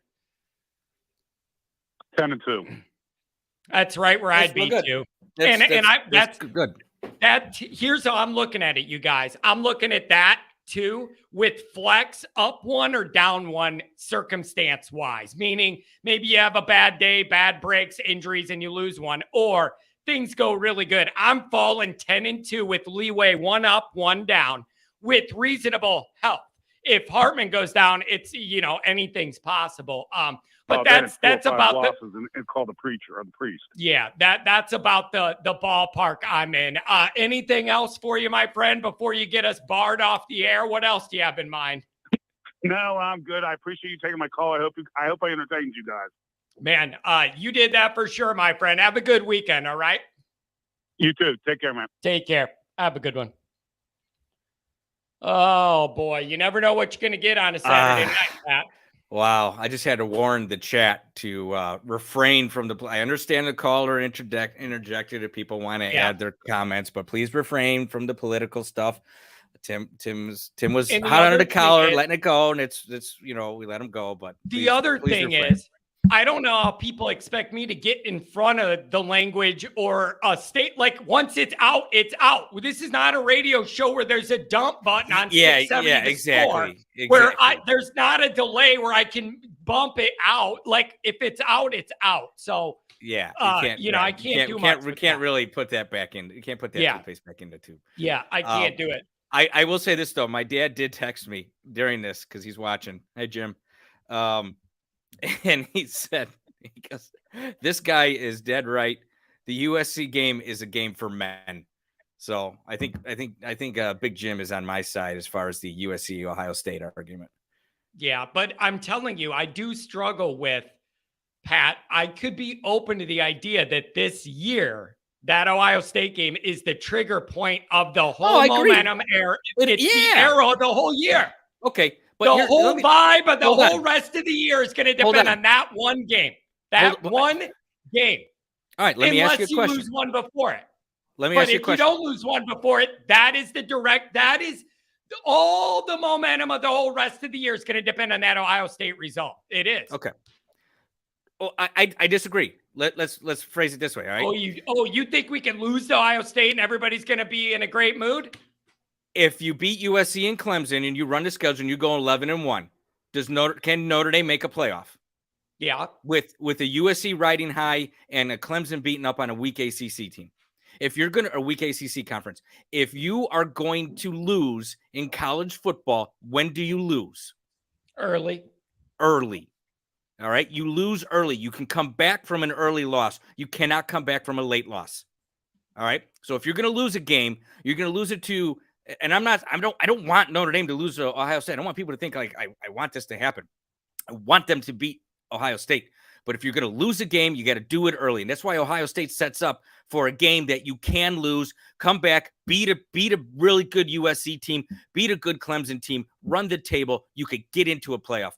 It makes it harder if you lose to USC or you lose to Clemson. I'm telling you, you beat USC or you beat Ohio State, but you lose to USC or you lose to Clemson. That's going to hurt your chances more than losing to Ohio State and beating USC and Clemson. I'm telling you, you bring up a good point. And that's a very fair way to look at it, man. That's a very, very fair way to look at it. Yeah, and the other thing is people are putting in a chat about callers. I'll get to you. Adam, you're coming up. I know you're going to have thoughts on this. People are talking about 11-1 and where that would put Notre Dame for this year. And could they get left out at 11-1 and all that? Here's my thought about it is I would look at that dynamic different if it was like year 13 of Brian Kelly and whatever. This is such a different dynamic with Freeman and trying to have him establish on-field credibility. If you went 11-1 and didn't make it with this schedule, it'd be hard to do, by the way, because it's a tough schedule. This isn't Brian Kelly's last year where the toughest game was Cincinnati and he couldn't win it. And we had a statue for a quarterback. Yeah. No, I hear you. This is a tough schedule. So anybody out, I think 10-2, a 10-2 regular season that's a unbelievable regular season from Notre Dame. Unbelievable. Yeah. Okay. I'm looking at 9-3, and I think you flip one of the big ones and you lose it like to a Duke or something like that. Yeah, I could see that too. Bama Charlie, John, I saw your Artman show. You were the skinniest guy there. Most ND male fans overweight. I mean, a lot of them are overweight, but I'm probably underweight. All this Notre Dame stress keeps me skeletons in, baby. Somebody put it in the chat that they want you to live stream getting a Notre Dame tattoo. And I said, John can't do that. He doesn't have enough skin to actually tattoo. What am I going to do? Get it on my arm bone? Like, what are we going to do? They're going to have to carve my bone. Can you guys believe John can hit a drive 290 yards and he weighs 145 pounds soaking wet? That's all about where you're hitting and all that. Ain't about how much you weigh. It's just about having that rhythm, baby. You gotta remember when you played Bart? You played Bart and you kicked his ass. And what did he call you? A skinny little asshole or something like that? He called me. Well, I birdied 6, 7, and 8 in a row. Yeah. I birdied 6, 7, and 8. And his exact quote was, we went in after 9 and he goes, I got to get something to drink. You want anything? You birdie making bleeper bleeper. That's what he called me. He goes, I'm going in to get a beer. You need something? You birdie making bleep bleep. I said, yes, please. All right, let's see what Adam's got on his mind. I know he's going to be worked up about this. We got Dowling. We got Adam Dowling. Oh, here we go. We got Adam. Adam, what's going on, brother? What's up, guys? How you doing? What's up, buddy? Good, man. Long time no see, baby. Adam, I'm enjoying your text messages. Hey, Pat. How's it going? Good, buddy. Hey, Rodney. Weren't you just drinking with Rodney on Sunday? I loved hanging out with you, Rodney. Loved having a beer, having some food, but it is always USC. It is always USC. John, Pat, who would you rather beat? USC. That little weasel in that visor, acting like he's Bill Walsh, with that quarterback that paints his fingernails, or Ohio State? Which one? Yeah, Adam, I get it. It's just the time. No, John, answer the question. John, answer the question. I believe it's the first one. John, answer the question. So you're saying you would you are willing to beat me to the punch? No, it's USC for me no matter what. But I want to be kind of in the middle here to be able to like hear all the arguments between Pat and callers or whatever. I value USC more, but I feel like I need to be a neutral arbiter in some regards to try and have a dynamic here. But I'm picking USC for all the reasons you all said, all the reasons our dead families and grandpas loved. The whole purpose of my presence on this podcast. And Pat actually beat me to my argument, John. If Which we lose to Ohio State, we to the number 3 team in the country in September, and we can beat Clemson, beat USC at home. And if we can go 11-1, we're in. If we lose later, we're out because the committee has zero respect for ACC and Pac-12 football. Yeah, it's just, I mean, I get it. But if I had to pick one, and that's the argument, it's always going to be USC. And especially after last year and what's going on in LA now, it's definitely USC all day, every day. If I had to pick one. Yeah, I mean, I get it. It's just the ultimate dynamic that puts Notre Dame fans in a weird spot there.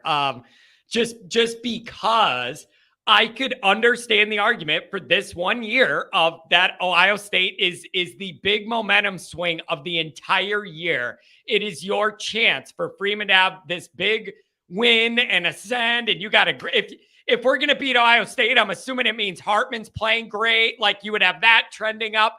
I get all that, but practically you could argue you could lose to Ohio State and then win the other ones and be 11-1, and then you're okay. It's fine. You go and Ohio State and lose USC a couple weeks later, then where are you? I just if you had to pick one, it's always USC. It'll never not be USC for me.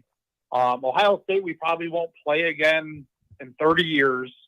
I feel like we recruit against USC. Us and USC compete in recruiting almost, I think, more than much. Ohio State. I would say just as, if not more, it's just as much. So the people saying the recruiting aspect of it, we're going into Southern California and trying to pull kids out. You cannot use that argument because just as much as you're recruiting kids against Ohio State, there are kids that all 3 of these schools are going for. So you can't use the recruiting argument that it's a USC versus Ohio State from a recruiting perspective. All these schools are going after all the same kids. Yeah, you see it a lot more now. Like the linebacker that's coming up, Kingston, his choice is Notre Dame, USC, Ohio State. That's who he's choosing from. Wow, man. And Adam, here's the thing too. Do you agree with my point? If you ended up 11-1, even if I think 11-1 with this schedule, Notre Dame should be in. But even if they were out, I will be disappointed. But big picture, it would be a win, great season for Freeman. And it would cool off all the vibes we were talking about at dinner last Sunday after the Hartman event. all that anxiety and all that. Like, it would cool a lot of that out. It would be good for recruiting. If you went 11-1, I'm not worried. If you make the playoff, we want to, obviously. But big picture for the health of the program and Freeman standing, it'd be a big win, man. It'd be a big win, big year. Oh yeah, definitely. Yeah, I think everything. If we had I think it's got to be like you've been saying. It's got to be 10-2. 9-3 would be a disappointment. Yeah. 11-1 would be great. But I think everyone needs to relax. Our recruiting's still on an uptick from when Kelly left. Adam, come on. Ultimate who you crapping. You text me every day with something making you mad about Notre Dame or that we're worried about. Now you're telling me everybody needs to relax. Every day you text me. Every damn day you text me something you see on Twitter that makes me and you mad. And you're telling us to relax? Come on, buddy. Well, I'm saying relax on beating up Freeman on the recruiting because he's still got an uptick of what Kelly did at Notre Dame. He's still doing better. So you just believe that we're not getting the cherries on top and the elite of the elite, and that's weighing down the overall outlook because it's just not quite. We expected. It's because we expected a little bit better, a little better. We expected a little better, but it's still better than Brian Kelly. So maybe once Freeman if we can have a good season, it'll uptick it a little bit more. But this was always going to take time. Marcus Freeman had never been a head coach before at any level. Anyone that wanted Marcus and didn't think this was going to be a process, totally agree. You were fooling yourself. It was going to be a process. Yeah, and you know what I think everybody maybe underestimated a little bit is whenever you have one of these regime changes, even at a place like Notre Dame that's considered close-knit, family-oriented, more of like a cohesive unit, you're going to have some transients in your program when you change these regimes and head coaches. You're going to have certain players that were with the old guy and are going to leave. Certain people that may not like the new guy and not want to be there. And then what Freeman's looking for in talent may be different. And like, he may not value a guy the way Kelly did, and then that guy wants to leave. Like, I think we probably underestimated what the turnover would be in some of those struggles. And then you add in like what happened at the top end of last year's recruiting class. And then that's what breeds the anxiety we're all living with now. It makes sense. I get why we're all worked up. What people need to realize too is that Marcus doesn't have the ability to do what Lincoln Riley and Brian Kelly did. Half the roster they've got out of the transfer portal. Even Jim Harbaugh's gone to the transfer portal a lot to fill their needs. And Notre Dame doesn't allow Marcus to do that. We're starting to a little bit more, but the way other schools can fix their holes immediately, Notre Dame has not allowed him to do that. Now, what if I told you? No, wait now. What if I told you what everybody tells me when I say that? John, nobody wants to hear that. This guy came in here to get higher level results than Kelly. I don't care what he's up against. He's in here to figure out a way to get the wins. Kelly couldn't win, beat the big teams, win the big games, all the stuff Kelly didn't do. Nobody cares about our struggles. Figure out a way to win all the games, damn it. How would you respond to that? Okay, whatever. Marcus has as many top 5 wins as Kelly had in 12 years already. It's actually a pretty good comeback, Adam. I could argue this. Pat, tell me if you agree with this. And Adam, tell me if you agree with this.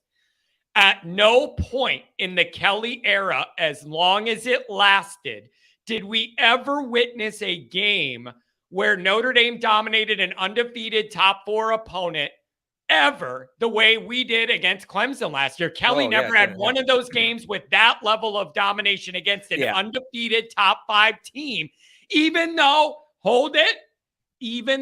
we all understand Clemson was begging for a loss. They were leaking oil. That's all I was going to say. They were leaking. They were leaking oil. They had all sorts of issues. They were undefeated, ranked number 4, but they were close to losing before us. However, on the paper, they were number 4 and undefeated, and we took care of them, and it was convincing. And I have never been to a Brian Kelly coach game against a top 4 team and the opposition's fans were leaving at the end of the third quarter with their heads down, all right? That should be the beacon of hope of all this, and people nervous about Freeman and where's this going. He was able to get something out of that group with multiple losses that Kelly never could find that gear. That gives me hope. What do you both think of that? Go ahead, Adam. Everyone's poo-pooing Clemson a little bit last year, but you realize that if they don't absolutely do a bunch of really dumb things on special teams the last week of the year against South Carolina, they're in the playoff last year. Yeah. But they were. You're right. They would have been in the playoff because they would have been the ACC champion with one loss. Yeah, you're right. But I know what I was. But I know what I was looking at. They were leaking oil. They were begging. Yeah, to be they beat. were leaking. Yeah, they were. Yeah. They were. And if you look at it, Adam, look at it. If also Notre Dame doesn't shit the bed against Marshall and Stanford, you got a 10-2 football team. You got a really good football team. So it's just, we can't really play the what if game anyway. It happened the way it happened. It worked out the way it happened. It is what it is. Now, let me ask you guys this. Let's say we beat, even if it was ugly, beat Stanford, beat Marshall. I want to know how much you think things would be different in two ways. Practically, number one. So maybe that's recruiting or whatever. And then perceptually, number two, which would be primarily how the fan base feels and is looking at Marcus and where we're at. Do you think that would have made that big of a difference? I think it would perceptually for sure. All of us would feel better if it was 10-2 and you didn't have them dumb losses. What do you guys think? Go ahead, Adam. The entire season would look a little better like today as we talked. But think about how angry you would have been after that USC game if we went into that game with one loss and did that performance again. That's kind of where I would go with it too. Like imagine that you got one loss, you're going into USC. That's probably a top 5 matchup. All eyes are on it, and I mean that game made Caleb Williams the Heisman winner as it is, but man, that would have hurt so much more. It would have hurt so much more. All right, look at this question for you guys. Is it possible we lose to Navy? What do you guys think? Ask Charlie Weiss. Well, Adam, Brian Kelly. He did it too. If we bring the same game plan we brought last year, we might have some issues. Hey, so hopefully the staff is changing some things. Listen, everybody wants to laugh at that concept. We gave up 9,000 yards to the fullback dive last year. Like, get it together, Al. Like, there is nothing golden about that performance. Like, and they have a new coach. I don't know how it's going to go, but there's no way, bro. There's just absolutely no way. And here's the other, wait. Here's the big difference to me. I think it's a big difference that this is the first game of the year. You have all that time in camp to get your Navy defense crap figured out. They have different personnel. It's a unique thing. You got all that window of time to get your shit set up to beat that team and defend that fullback. It's not like it's in the middle of the season. You have a few practices. You got to hurry up and do it, and then you're out there. They have no excuses defensively because you have all August to be looking at this. All right? So you got a little margin of error there, in my opinion. Am I off on that? Well, the thing that concerns me about the Navy game. Good gauge. Normally, when we're good, we blow out Navy. Yep. When we're not good or just average, it's a close game. That's a good point. So this will tell you. Do you guys like having them first to just get it done with for the reason I said, and every other reason playing them's weird? I like the idea of doing it first and we're done with that. Yes. Yeah. Always playing first. Always play Navy first. I agree. Yeah. 100%. Yeah.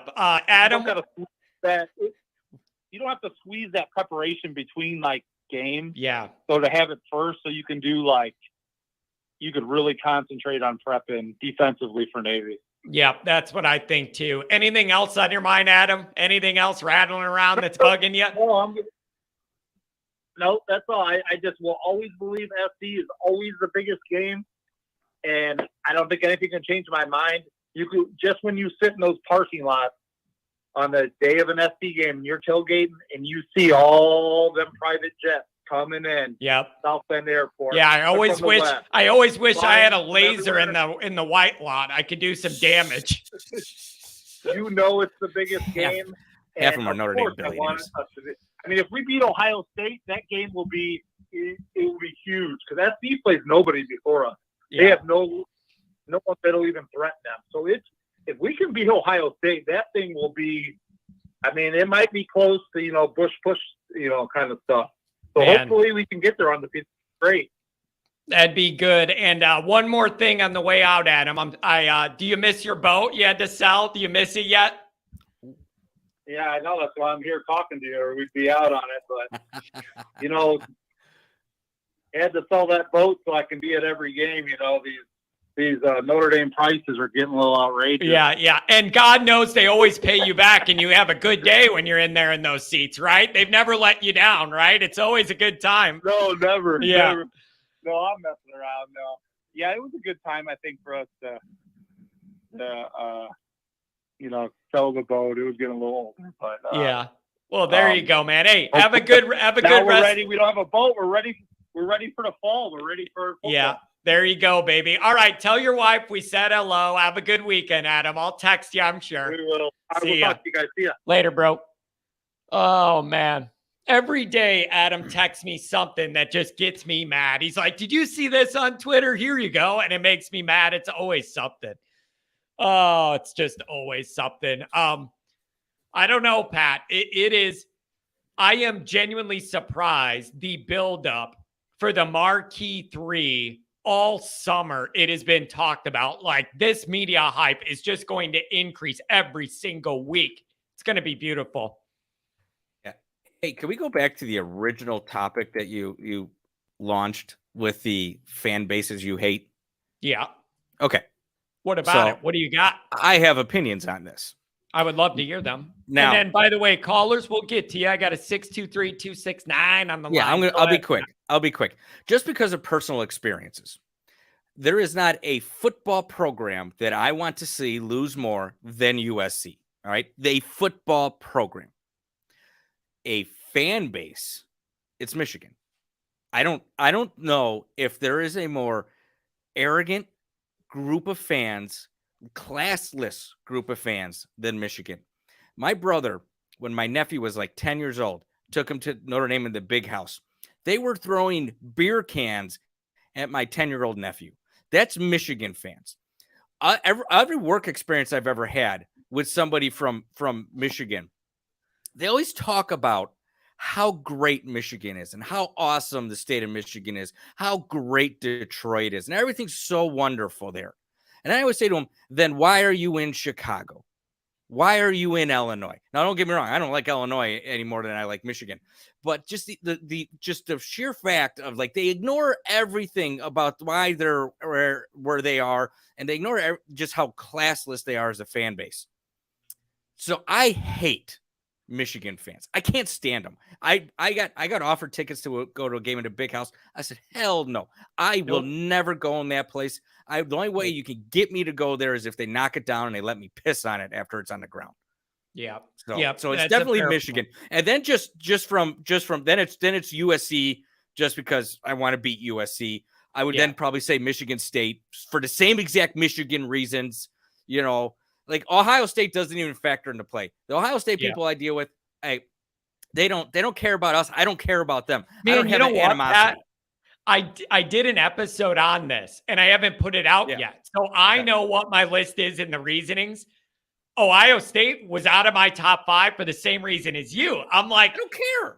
And like, not only that, but like, the other thing is, at the end of the day, they're on our team and we're on their team, that we all hate Michigan. So we're all in that together. Like, we all have that in common, and we're all going to beef when we play each other that week, but we're all going to unite as Buckeye fans that last week because of the hatred I have for Michigan. Now, let me give you this, though. Here's something I am going to give Michigan fans credit for, and that is very hard for me to say compared to USC fans. Here's the difference. At least the Michigan people may have Michigan football brain disorder, and that happens when your parents are siblings, and then they have the issues come out of that. I get it. But at least they genuinely love football. And they are there whether they are good or bad. Those people are there, and the energy's there whether they're mad or happy, but that energy's always there. That is even something in crap weather. I do respect from Michigan over USC, where for 10 years, every Saturday in the fall, it was hang 10, dude, in the ocean. Nobody goes to the games. And then when they're good again once every decade, then they show up and they act like they've been long-suffering USC fans and they're diehards. That rubs me the wrong damn way. Or like Alabama. Alabama has had the best program in the country for a decade now. And when they're playing the schmuck teams that they like to throw on the schedule, they'll get like 25,000 people to go to the football game. It's like you got a 90,000 seat stadium and you can't fill that thing up when your football team is playing because they don't want to go watch it. It's got to be that big game. That's what they care about. I don't know. I don't get it. If I get tickets to Notre Dame, I'm going unless, they suck or like Brian Kelly was a coach. Yeah. Yeah. No, not like I don't go. This stadium is always sold. I will get to a point. I did this with Brian Kelly where I will stop giving them my money. Yeah. Because I do not want to support that man. I dislike Brian Kelly. So I stopped giving them my money. Didn't hurt the school. Pat, you know what that is? That's like why I won't go to a White Sox game right now. The White Sox. Yeah, that's exactly what I was going to say. Where I'm going to watch it on TV, but I'm not going there to give you my money. Like I'm drawing that's a line. exactly what it is. I stop being a fan. I'm a fan. I want that all, but I'm not going there to give him my money this year. It's an insult to myself. I feel like I'm working against the result I want by giving that guy my money when they're terrible and he doesn't care. I worked too hard to make my money to give it to Notre Dame when Brian Kelly was the coach. Yeah, no, I can't. I've been offered multiple tickets, Sox games. I'm like, nope, I'm not doing it. I'm not going up there. I got offered a sweet deal and a luxury box from somebody. And I was like, nah, no. Besides, you're going to get shot on to Dan Ryan. Yeah, well, it's a good point. It almost happened to me, but it does surprise me a little bit, Pat, to hear you say you turned down luxury box. Back to the phone, 623. I married it, John. I married it. What's going on, 623? Hey, this is Eric from Goodyear, Arizona. Hey, I like that St. Lawrence shirt there. How are they doing over there? Have they been winning lately? They won the Prep Bowl a couple years ago. So my brother Brian and I, my brothers went to Revis High School down the street from you guys. Oh yeah, sure, yeah. But that's just the word to get out to you. But hey, yeah, USC is the team to beat.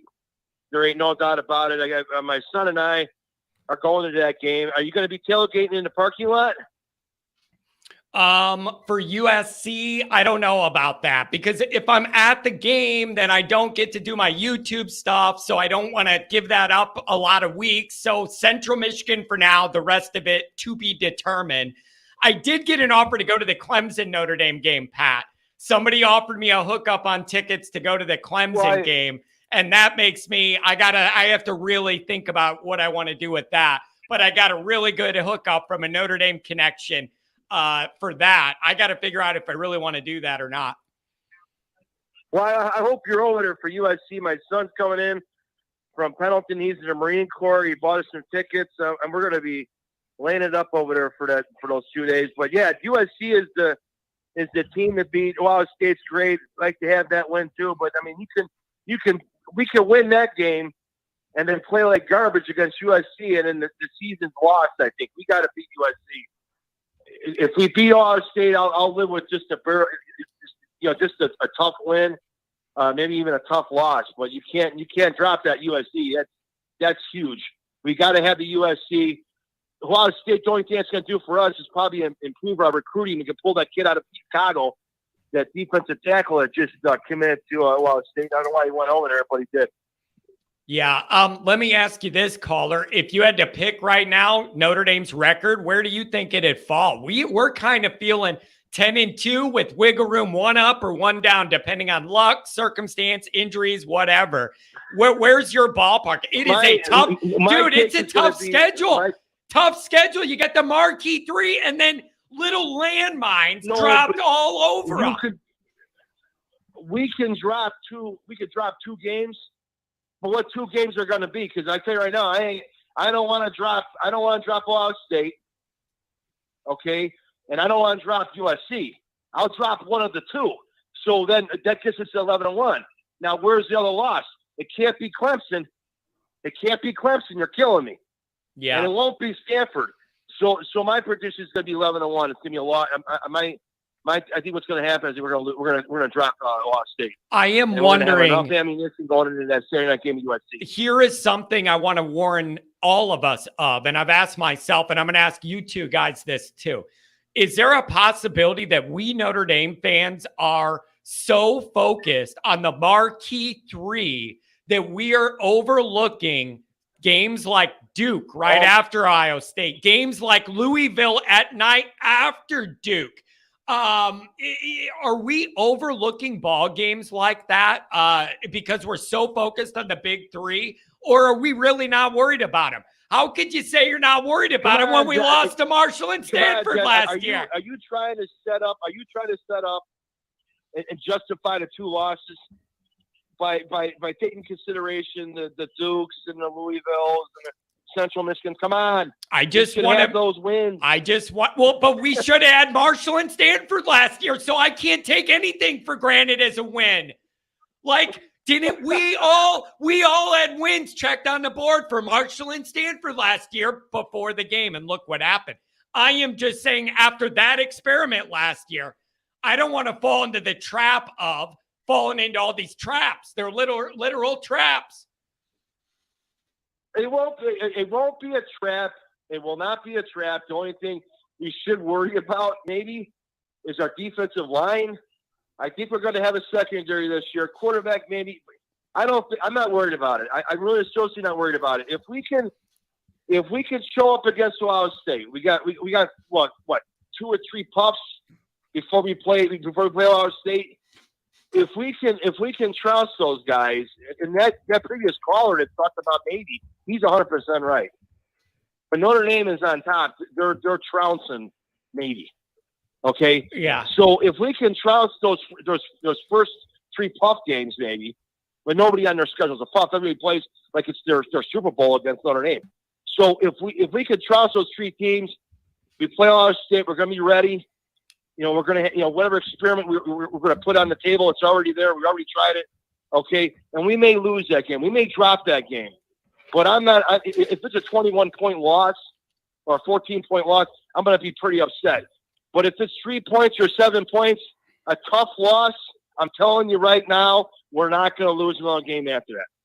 I'm telling you. You bring up a really good point, and it's something I brought up on many shows throughout the last 5 or 6 years, and nobody outside the Notre Dame fan base wants to acknowledge this, but you hinted at it.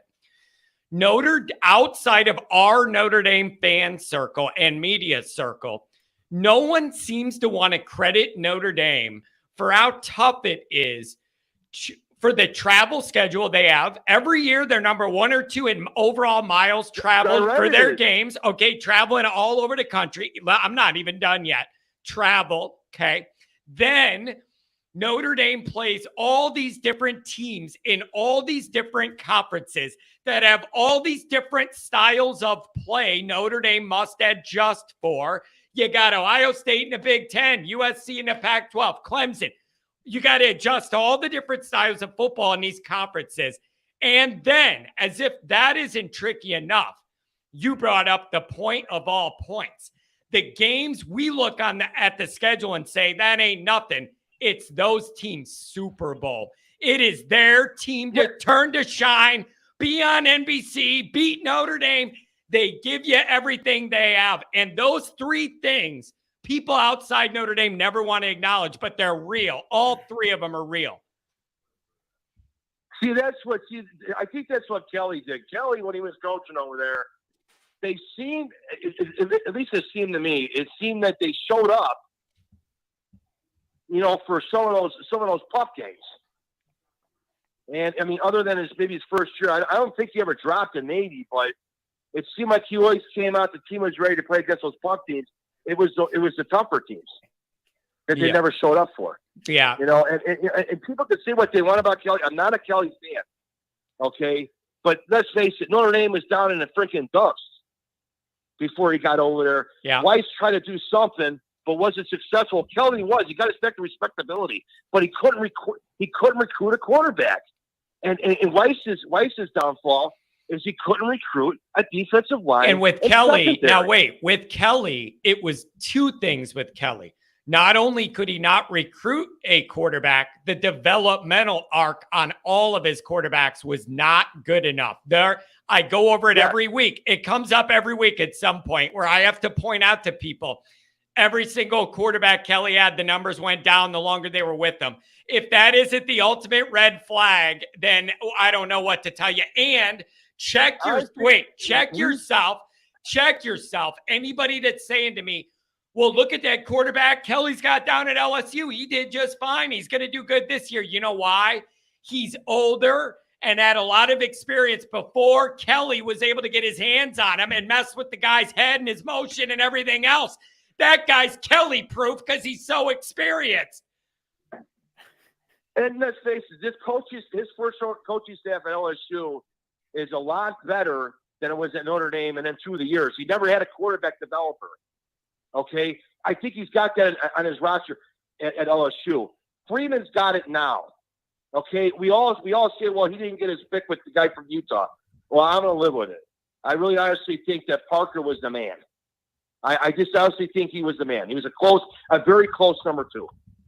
So we got a good guy in there. They have a good coaching staff in there, and you can say all you want about the dang facilities and everything else. Give me a break. They got it all there. Okay, they just need to find the right combination of kids that just want to play football today. And Notre Dame's history, I don't care what anybody says, it's always been physical play. Okay, they come out this year, these first 3 games, and I suspect they're going to do it. They're going to run a lot. And now they got a quarterback that's seasoned. He's got some ability. Let's face it. I'm telling you right now, if we can cream these puffs in the beginning of the schedule, Ohio State's going to have a long night. And they're not only going to see a running game, they're going to see some passing too.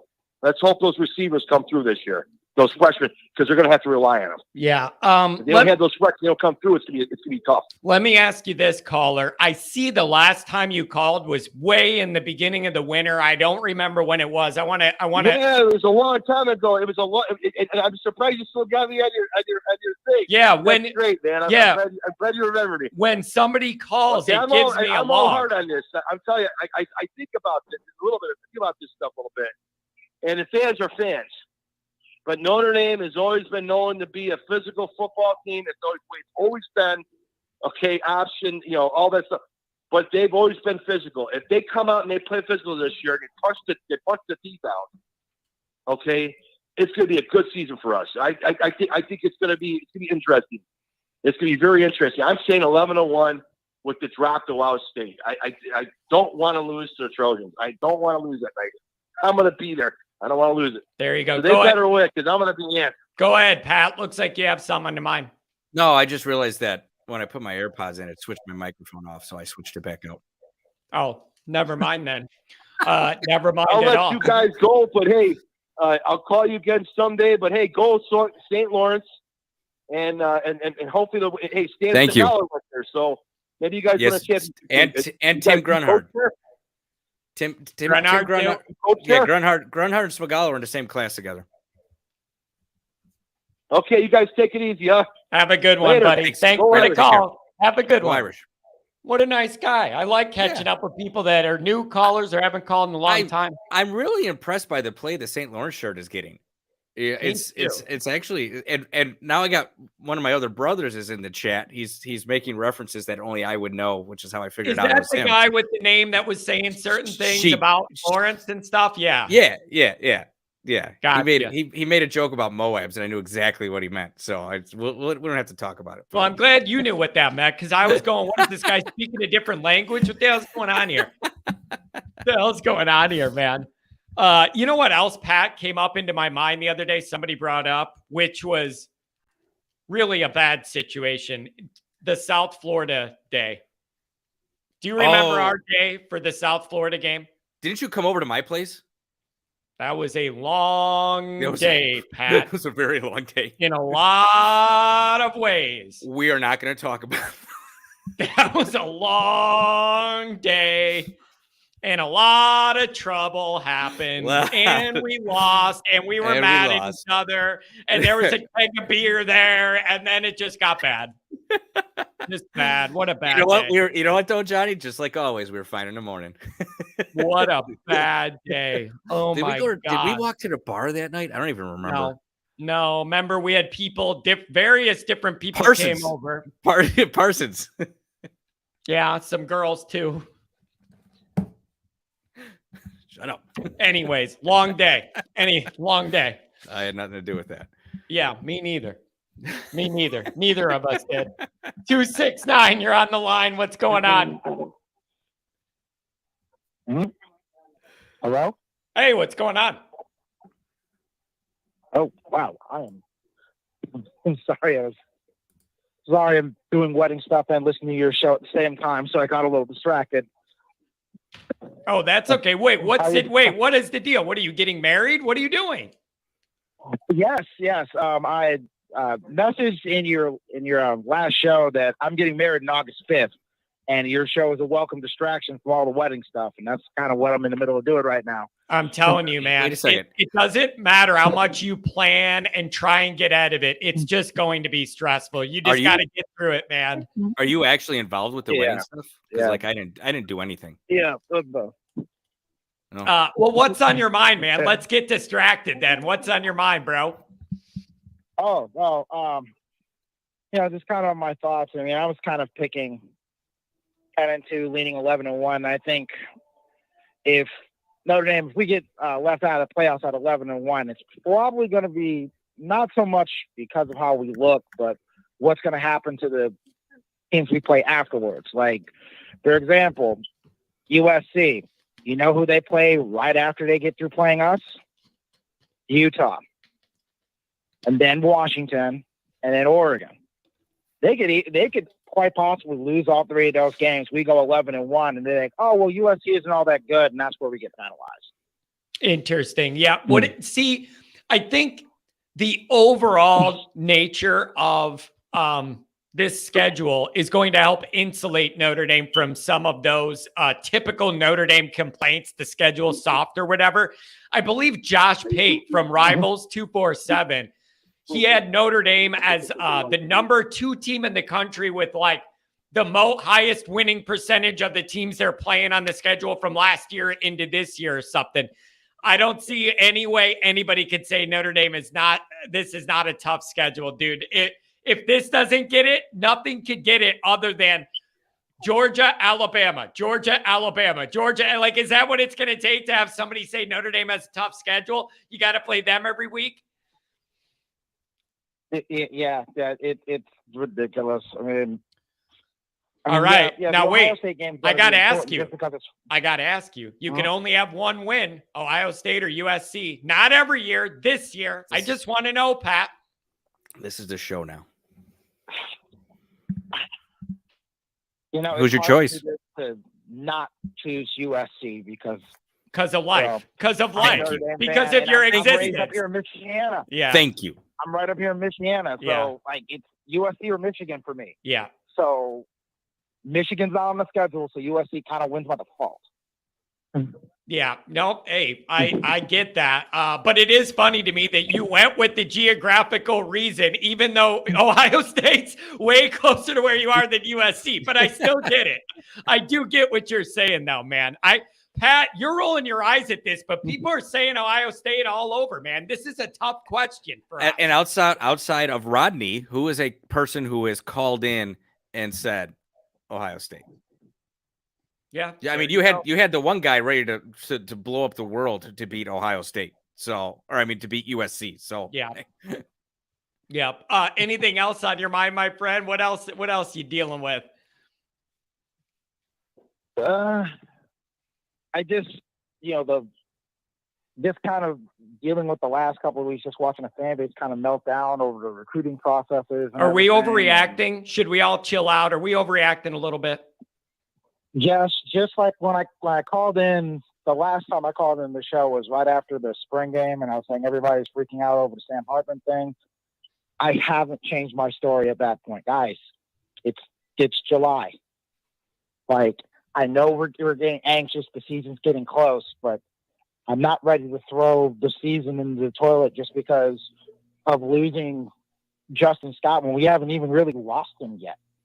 I mean, nothing is final until signing day, as far as I'm concerned. I mean, I agree. But this time last year, we still had, Keon Keeley and Peyton Bowen in the fold. Yeah, so let's use the same thing that happens, but flip it, where we're on the good end this time, where we end up with them instead of having them first.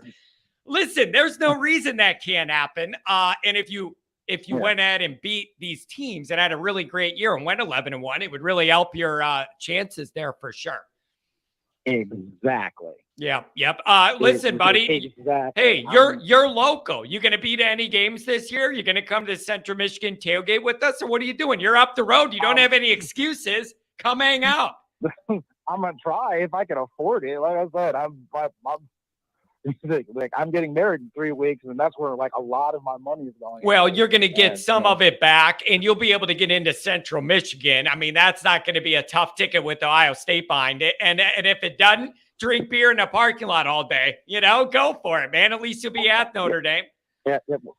My fiance's in the background saying, yeah, we should go to that tailgate. So you might see us at the Central Michigan. That'll be beautiful, man. Look at it as a wedding gift. I like that. I'll have something there for you. But that'll be fantastic. I think you guys should come to it. You're local enough. Come meet us, hang out. Yeah, I'm looking forward to it. I mean, love your show. Love listening to you guys, going on and on. Like normally during the day I'm at work, so I'm listening to your show while I'm at work. So this is, these Saturday night shows are actually pretty cool because now I can actually call in a little bit more often. Well, I appreciate it, man. And I really appreciate you being involved. And I hope you guys, I want everything to go smooth with the wedding. Everything go good, relax, have fun, be together, enjoy your family. Are you doing it local or are you guys traveling?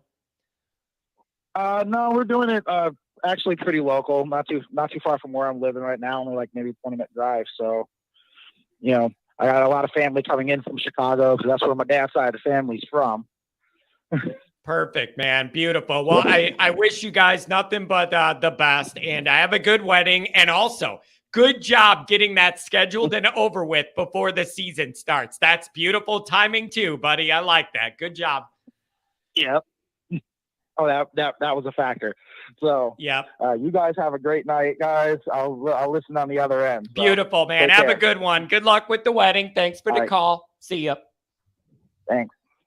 Oh, man, Pat. I don't know, buddy. What do you think?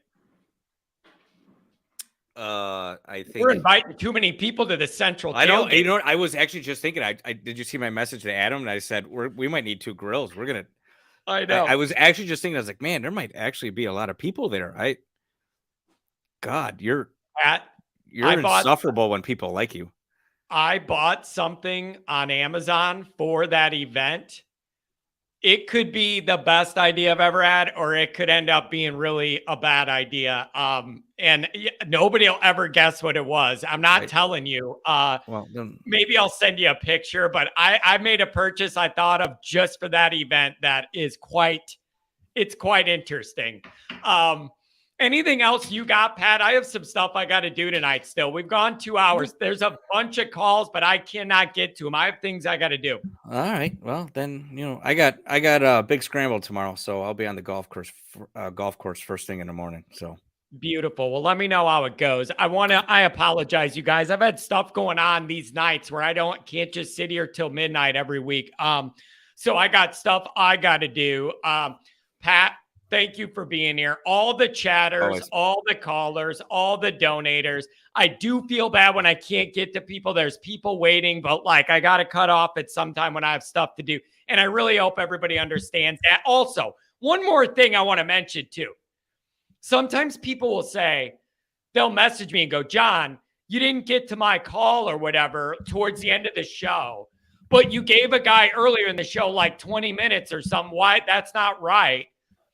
Sometimes there might only be 1 or 2 people on hold or calling. And then out of nowhere, in 1 minute, 8 people must call at the same time. And then I have 10 people. All of that ratio, how much time depends on how many people. So I try and balance that out. Right. So if you want to, the point of that is if you want to call in and get on, call early. Call as soon as he posts a phone line, he'll get you on. The more people, and you know what the else? more people that are on the line, the shorter the conversations go with the callers, the quicker we can get to other people. Yeah, and it is hard though. That's why a real radio show has a call screener and an audio guy and a sound tech and a producer and all that. We just don't have that luxury here. I got this little mixer and it's amazing. I can even learn the knobs on that thing. All right, everybody. That's going to be it. Shut up, Pat. You're a knob. All right. Dude, I know just by the dumb look on your stupid face exactly where you're at. Like, I just know, dude. You're a knob. Play good golf tomorrow, Pat.